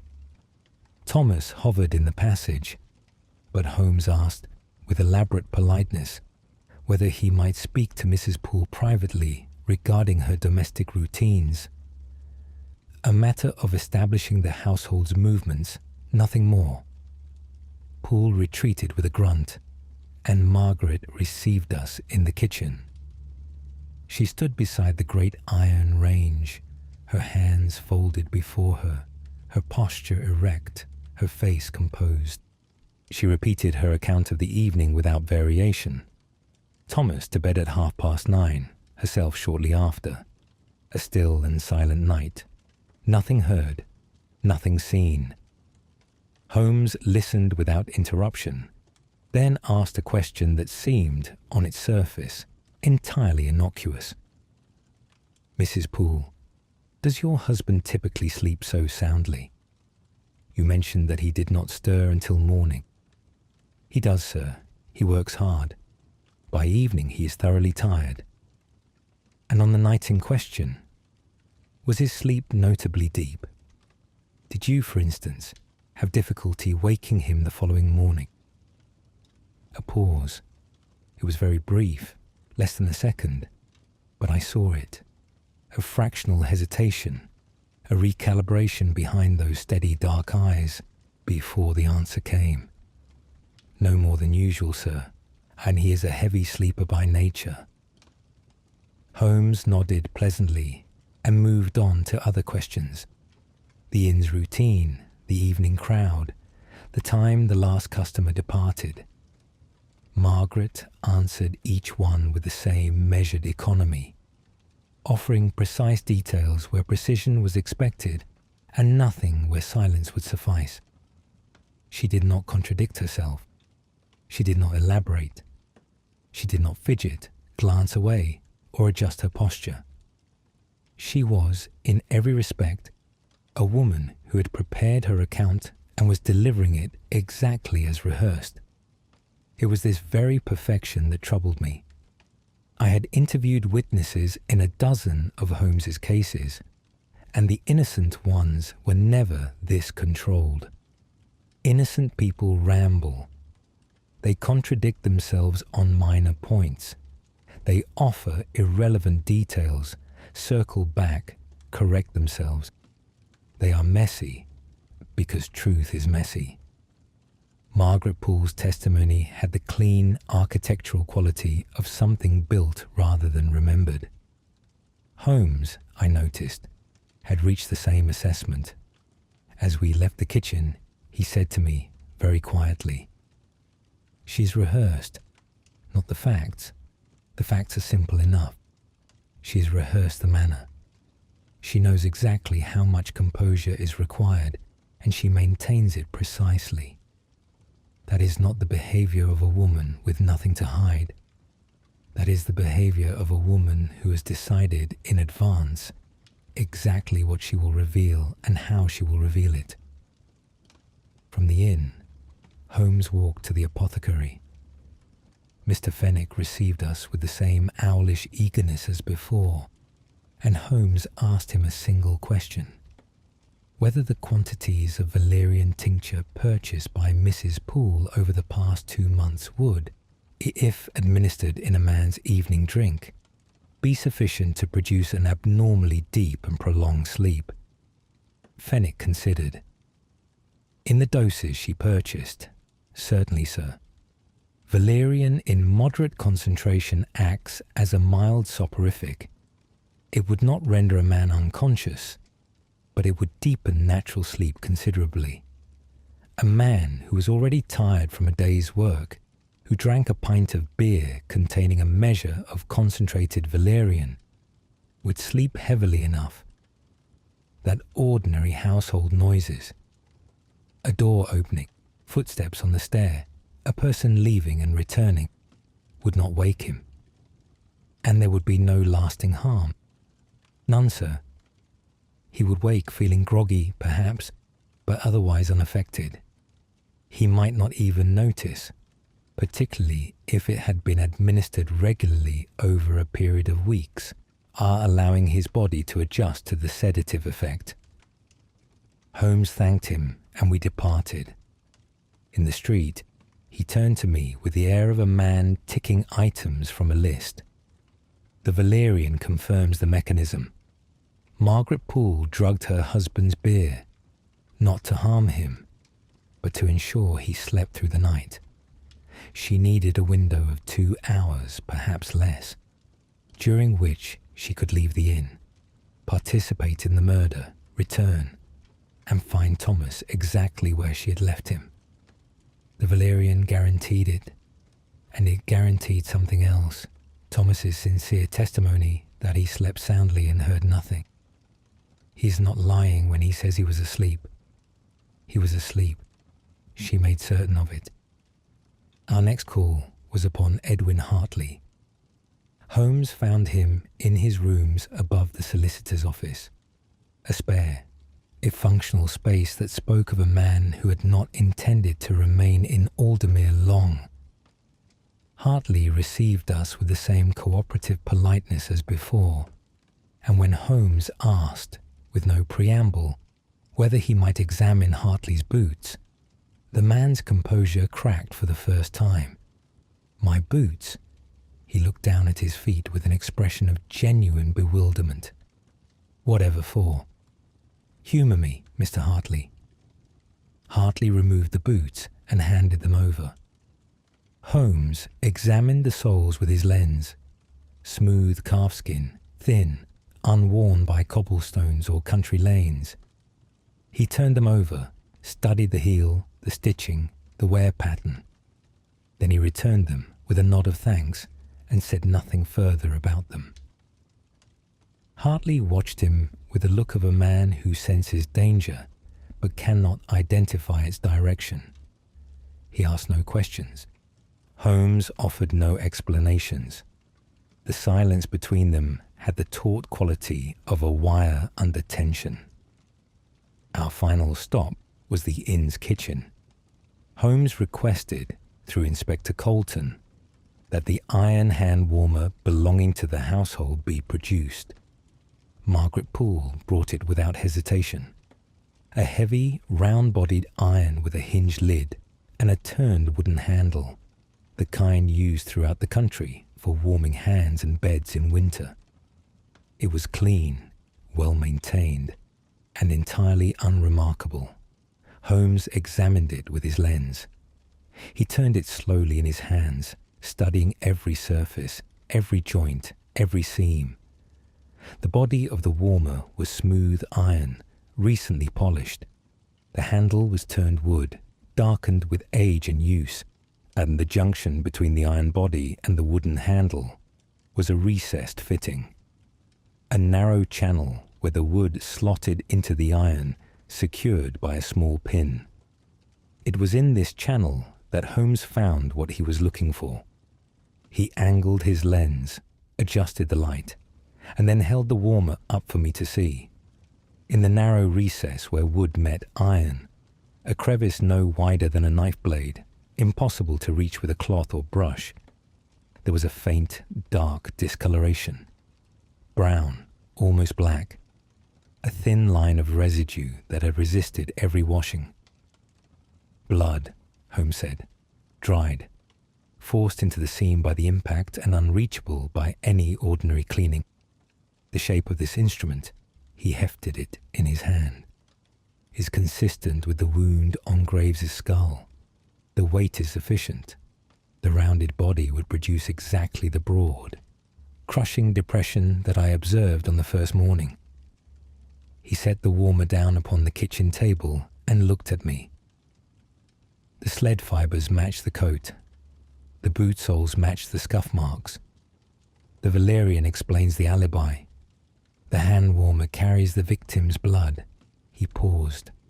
And a drunk farmer, walking home at 11:15, saw a woman leaving the lake carrying this very object in her hand, as openly and innocently as if she were bringing warmth to a cold bed rather than returning from the coldest act of her life. He straightened and walked to the door. "Send word to Inspector Colton, Watson. I would like to gather certain individuals at the lake tomorrow morning. I believe the ice has one more story to tell." I sent the message within the hour. That evening, Holmes sat by the fire in the inn's main room, smoking his pipe and staring into the flames with an expression I had seen before. Not satisfaction, not triumph, but a grave and solitary reckoning with the shape of what he had uncovered. Two people, bound by desperation and by love, who had committed a calculated, elegant, and nearly perfect crime. He had taken it apart piece by piece, as a watchmaker disassembles a mechanism, and tomorrow he would lay the pieces upon the ice for all to see. I went to bed early, but slept badly. Through the floor, I could hear the faint creak of Holmes's chair as he shifted before the fire, and beyond the walls of the inn, the deep, frozen silence of Aldermere, a silence that would, by morning, be broken. Chapter 10. The Ice Remembers. The morning of the fourth day dawned clear and bitterly cold. A hard frost had descended overnight, the coldest yet, and the sky was a pale, depthless blue that seemed less like weather than like the absence of it, as though the atmosphere had withdrawn entirely and left the earth exposed to the indifferent regard of space. They gathered at the southern bank of Untitled at 9:30, as Holmes had requested. Inspector Colton stood with two constables. Beside them, Thomas Poole, massive, scowling, his arms folded across his chest, and Margaret Poole, who stood a pace apart from her husband in a dark wool coat, her hands buried in a fur muff, her face as still and composed as it had been on the first day we met her. Edwin Hartley arrived on foot from the village, his collar turned up against the cold, his expression wary, his soft calfskin boots leaving shallow prints in the frosted grass. Dr. Crisp came last, pale and trembling, looking as though the walk from his surgery had exhausted whatever reserves the morning's laudanum had provided. The Reverend James Whitmore stood slightly apart from the others, erect, severe, his black coat and white collar sharp against the frozen landscape, his hands clasped behind his back, in the attitude of a man attending a funeral he considers overdue. A scattering of villagers had gathered at a respectful distance along the cart track. Holmes ignored them. He stood at the lake's edge with his back to the water, facing the assembled company, and waited until the silence was complete. "Ladies and gentlemen," he said, 4 days ago, the body of Arthur Graves was found upon this ice, 70 meters from the nearest shore, with no footprints in the surrounding snow, no tracks, no visible means by which any person could have approached or departed. The police concluded that the scene was inexplicable. I am here to explain it. He turned and gestured toward the lake. The explanation was here from the beginning, written upon the surface of this ice as plainly as a letter upon a page. It was not hidden. It was not erased. It was merely overlooked, because everyone who examined this lake accepted two premises that seemed self-evident and were both wrong. He paused, allowing the cold air to carry his voice across the assembled group. The first premise was that the surface of the lake was meaningless, a chaos of scratches produced by children skating, without pattern or significance. The second was that the absence of footprints meant no one had approached the body. Both premises are wrong. The surface of this lake is not chaos. It is a document, and it has been waiting with considerable patience to be read. He led the group onto the ice, slowly, in single file, along the eastern margin, to the point where the anomalous tracks were most clearly visible. The low morning sun threw every groove into sharp relief, and even those who had no training in forensic observation could see, once Holmes directed their attention, that the marks he indicated were different from the surrounding skating scratches. These, Holmes said, are not the marks of skates. They are the tracks of a cargo sled, a flat-bottomed sledge with two iron runners, one of the type used throughout this district for hauling firewood and supplies in winter. The runners are spaced approximately 30 centimeters apart. The grooves are uniform in depth, indicating a constant load. They run in a straight line from the wooded northern shore to a point approximately 50 meters from where the body was found. And they run twice, once going out, once coming back. He let this settle. Thomas Poole was staring at the marks with his mouth slightly open. The Reverend had gone very still. Crisp looked as though he might be ill. Edwin Hartley stood with his hands in his pockets, his face carefully blank. Margaret Poole had not moved at all. Holmes led them next to the wooded north shore. He showed them the tree-line evidence, the rectangular depression where the sled had rested, the drag marks leading to the ice's edge, the broken branch, the scrap of dark fabric caught upon a thorn. "This is where the crime began," he said. "Arthur Graves was lured to this spot on the night of his death, under the pretense of a private meeting. He was struck from behind with a single blow to the skull, a heavy, blunt instrument applied with considerable force. He died here, or was rendered fatally unconscious. His body was then loaded onto a cargo sled, dragged from the tree line onto the ice, pushed 50 meters across the frozen surface, and tipped off. The sled was then returned along the same path, carried back through the trees, and replaced in the building from which it had been taken." He paused and turned to face the group, turned to face. The entire plan depended upon one principle: that the children's skating marks would obscure the sled tracks. And they did, to a casual observer. The daily accumulation of skate scratches overlaid the runner grooves near the shore, where the skating was heaviest, and rendered them invisible to anyone who did not know what to look for. Further out, where the skating was thinner, the marks survived, but they were dismissed as more of the same meaningless noise. You trusted chaos to conceal your crime. His gaze swept the assembled faces. But chaos has no straight lines. He allowed a silence. Then he began to address the suspects, one by one. He turned first to Thomas Poole. "Mr. Poole, you threatened Arthur Graves publicly, in your own inn, before witnesses.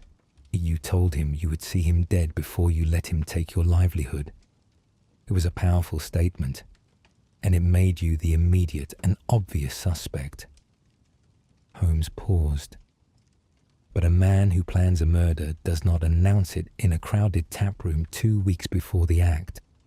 Your threat was the outburst of a man at the end of his patience, not the declaration of a man at the beginning of a plot. You are guilty of bluster, Mr. Poole, not of blood, Poole's face underwent a complicated transformation, relief and indignation fighting for precedence. He opened his mouth, thought better of it, and closed it again. Holmes turned to the Reverend. Reverend Whitmore, you wrote an anonymous letter to Arthur Graves in green ink, quoting Leviticus, warning him that the wages of sin are collected in full. You wrote it because Graves had seduced and abandoned your niece Clara, who subsequently suffered a breakdown and is now confined to a sanatorium. Your hatred of Graves was real, righteous, and entirely justified. The Reverend had gone white. His hands, clasped behind his back, were trembling. But your vengeance, Reverend, is scriptural. It expresses itself in the language of the pulpit, not in the mechanics of murder. You wished Graves to repent. You wished him to suffer the judgment of God. You did not wish to administer that judgment yourself, because to do so would have violated every principle by which you have ordered your life. Your letter was a warning, not a prelude. Your hands are clean. The Reverend said nothing, but something shifted in his rigid posture. A fractional easing, as though a weight had been removed from a structure that had been bearing it too long. Holmes turned to Dr. Crisp. Doctor, you were near the lake on the night of the murder. Your route from the Hadley farm passes the southern margin of Mirren Mere, and you returned at approximately 10:30, within the critical window. Your testimony has been evasive, your memory unreliable, and your behavior since the murder has been that of a man with something to hide. Chris swallowed audibly. But what you are hiding, Doctor, is not murder. It is a laudanum dependency that has compromised your faculties and a series of forged medical certificates for which Graves was extorting you. Your secret is exposed, and you will answer for the forgeries in due course. But your hands are clean of this particular sin. You may have seen something near the lake that night, shapes, movement, figures in the dark, but you saw them through a haze of opium, and you did not understand what you were seeing, and you did not act upon it. You are a flawed man, Doctor. You are not a murderer. Crisp exhaled a long, shuddering breath and seemed to diminish by several inches. Holmes turned. His gaze settled upon Edwin Hartley and Margaret Poole.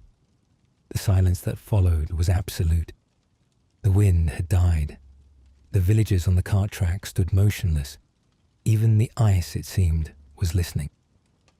Mr. Hartley, Mrs. Poole. Holmes's voice was quiet now, not theatrical, not accusatory, but grave. Arthur Graves discovered your affair 3 weeks before his death. He found a hotel receipt that Edwin had carelessly left in a shared ledger. He used this knowledge as he used all knowledge, as leverage. He increased his demands on Edwin. He threatened to expose the affair to Thomas Poole, a man whose temper you both knew well, and whose reaction you both feared with good reason. Margaret Poole did not move. Her face remained precisely as it had been since the gathering began, still, composed, unrevealing. But I saw, for the first time, something behind the composure. Not fear, not guilt, but a terrible, exhausted vigilance. The look of a woman who has been holding a mask in place for so long that the effort has become indistinguishable from the face itself. Edwin Hartley had gone pale. His hands, in his pockets, had balled into fists. You planned the murder together, Holmes continued. Margaret identified the method, the frozen lake, and the cargo sled from the inn's woodshed, the children skating as camouflage. She knew the lake, knew its patterns, knew the village routines. Edwin provided the lure. A note sent to Graves requesting a private meeting at the lake's edge to negotiate new blackmail terms. Graves came because Graves was greedy, and greed made him predictable. Holmes spoke now without notes, without hesitation, laying out the sequence with the precision of a man describing the workings of a clock. Margaret struck Graves from behind with an iron hand warmer, a common domestic object that she carried openly and that no one would question. The blow killed him. You loaded the body onto the sled, dragged it from the trees onto the ice, pushed it 50 meters out and tipped it off. You returned the sled to the woodshed. Margaret washed the hand warmer, and Edwin returned to his rooms. Thomas Poole slept through the entire night because Margaret had been adding valerian tincture to his evening beer for weeks. Not enough to harm him, but enough to ensure that he slept deeply and heard nothing.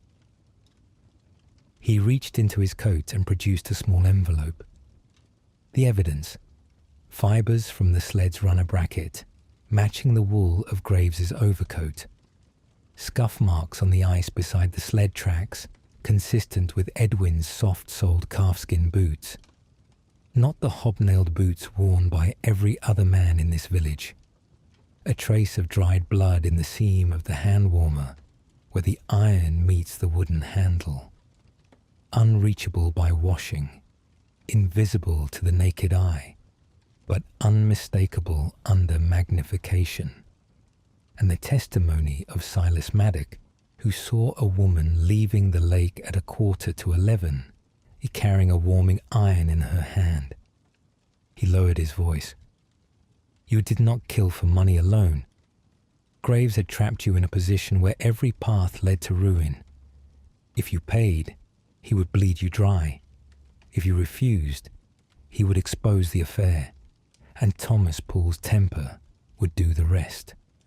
If you confessed, you would lose everything, both of you. You killed because you believed you had no other choice. I understand the logic. I do not excuse the act. Edwin Hartley broke first.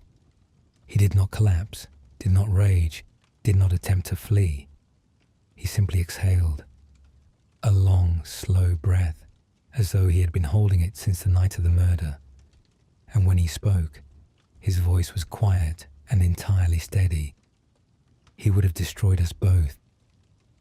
Margaret Poole was silent for a long moment. The mask held. Then, very slowly, and it did not so much fall as dissolve, the composure thinning, the careful architecture of her expression softening into something raw and weary, and, at last, honest. The lake was my idea, she said. I knew the children's marks would hide it. I was wrong. Inspector Colton stepped forward. The arrest was conducted with a minimum of ceremony. Handcuffs, formal words, the constables flanking the two prisoners as they were led from the ice.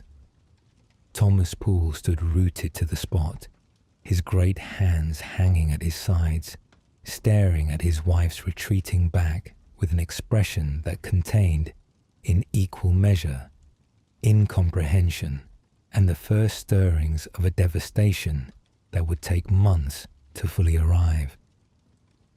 The Reverend watched them go with his jaws set and his eyes bright with tears he did not shed. Dr. Crisp had already turned away. Holmes and I remained at the lake's edge after the others had departed.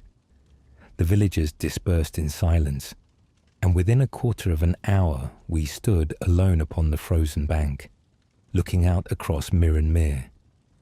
The ice stretched before us, white, scored, illegible to anyone who did not know its secrets. The scratches of the children skating caught the low sun and glittered. The sled tracks, if you knew where to look, still ran their straight, patient course from the dark tree line to the place where Arthur Graves had lain. But already the frost was thickening, the snow was settling, and in a day or two the marks would fade entirely. Holmes smoked his pipe in silence. I stood beside him, my hands deep in my coat pockets, my thoughts turning not upon the mechanism of the crime that was solved, complete, and finished, but upon the two people who had conceived it. Not villains precisely, desperate people trapped by a cruel man's leverage who had chosen a monstrous answer to an impossible question. Margaret's composure had not been coldness, I realize now. It had been discipline, the discipline of a woman who had decided that if she must carry this weight, she would carry it without trembling. And Edwin's cooperation had not been cunning.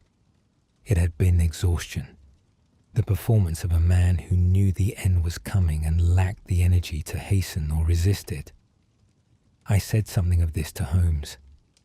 He listened without interrupting, then nodded slowly. The crime was nearly perfect, Watson. It was elegant, logical, and, but for two straight lines on the ice, it would have succeeded. They understood the lake, they understood the village, and they understood the limits of provincial investigation. What they did not understand is that chaos, however convincing, is never complete. Order persists. A signal survives within the noise. And the ice, unlike the people who walked upon it, did not know how to lie. He knocked his pipe against his heel, pocketed it, and turned from the lake. Come, the 10:15 to London, if we are fortunate. I find I've had enough of the cold. We walked back to the inn to collect our things. Behind us, Mere lay flat and white and still beneath the January sky. A mirror, as its name suggested, reflecting nothing now but the pale sun and the empty air. The ice, in time, would thaw, and the lake would keep no record of what had passed upon its surface. But Holmes had read its testimony before it could recant, and the truth, once spoken, it does not melt,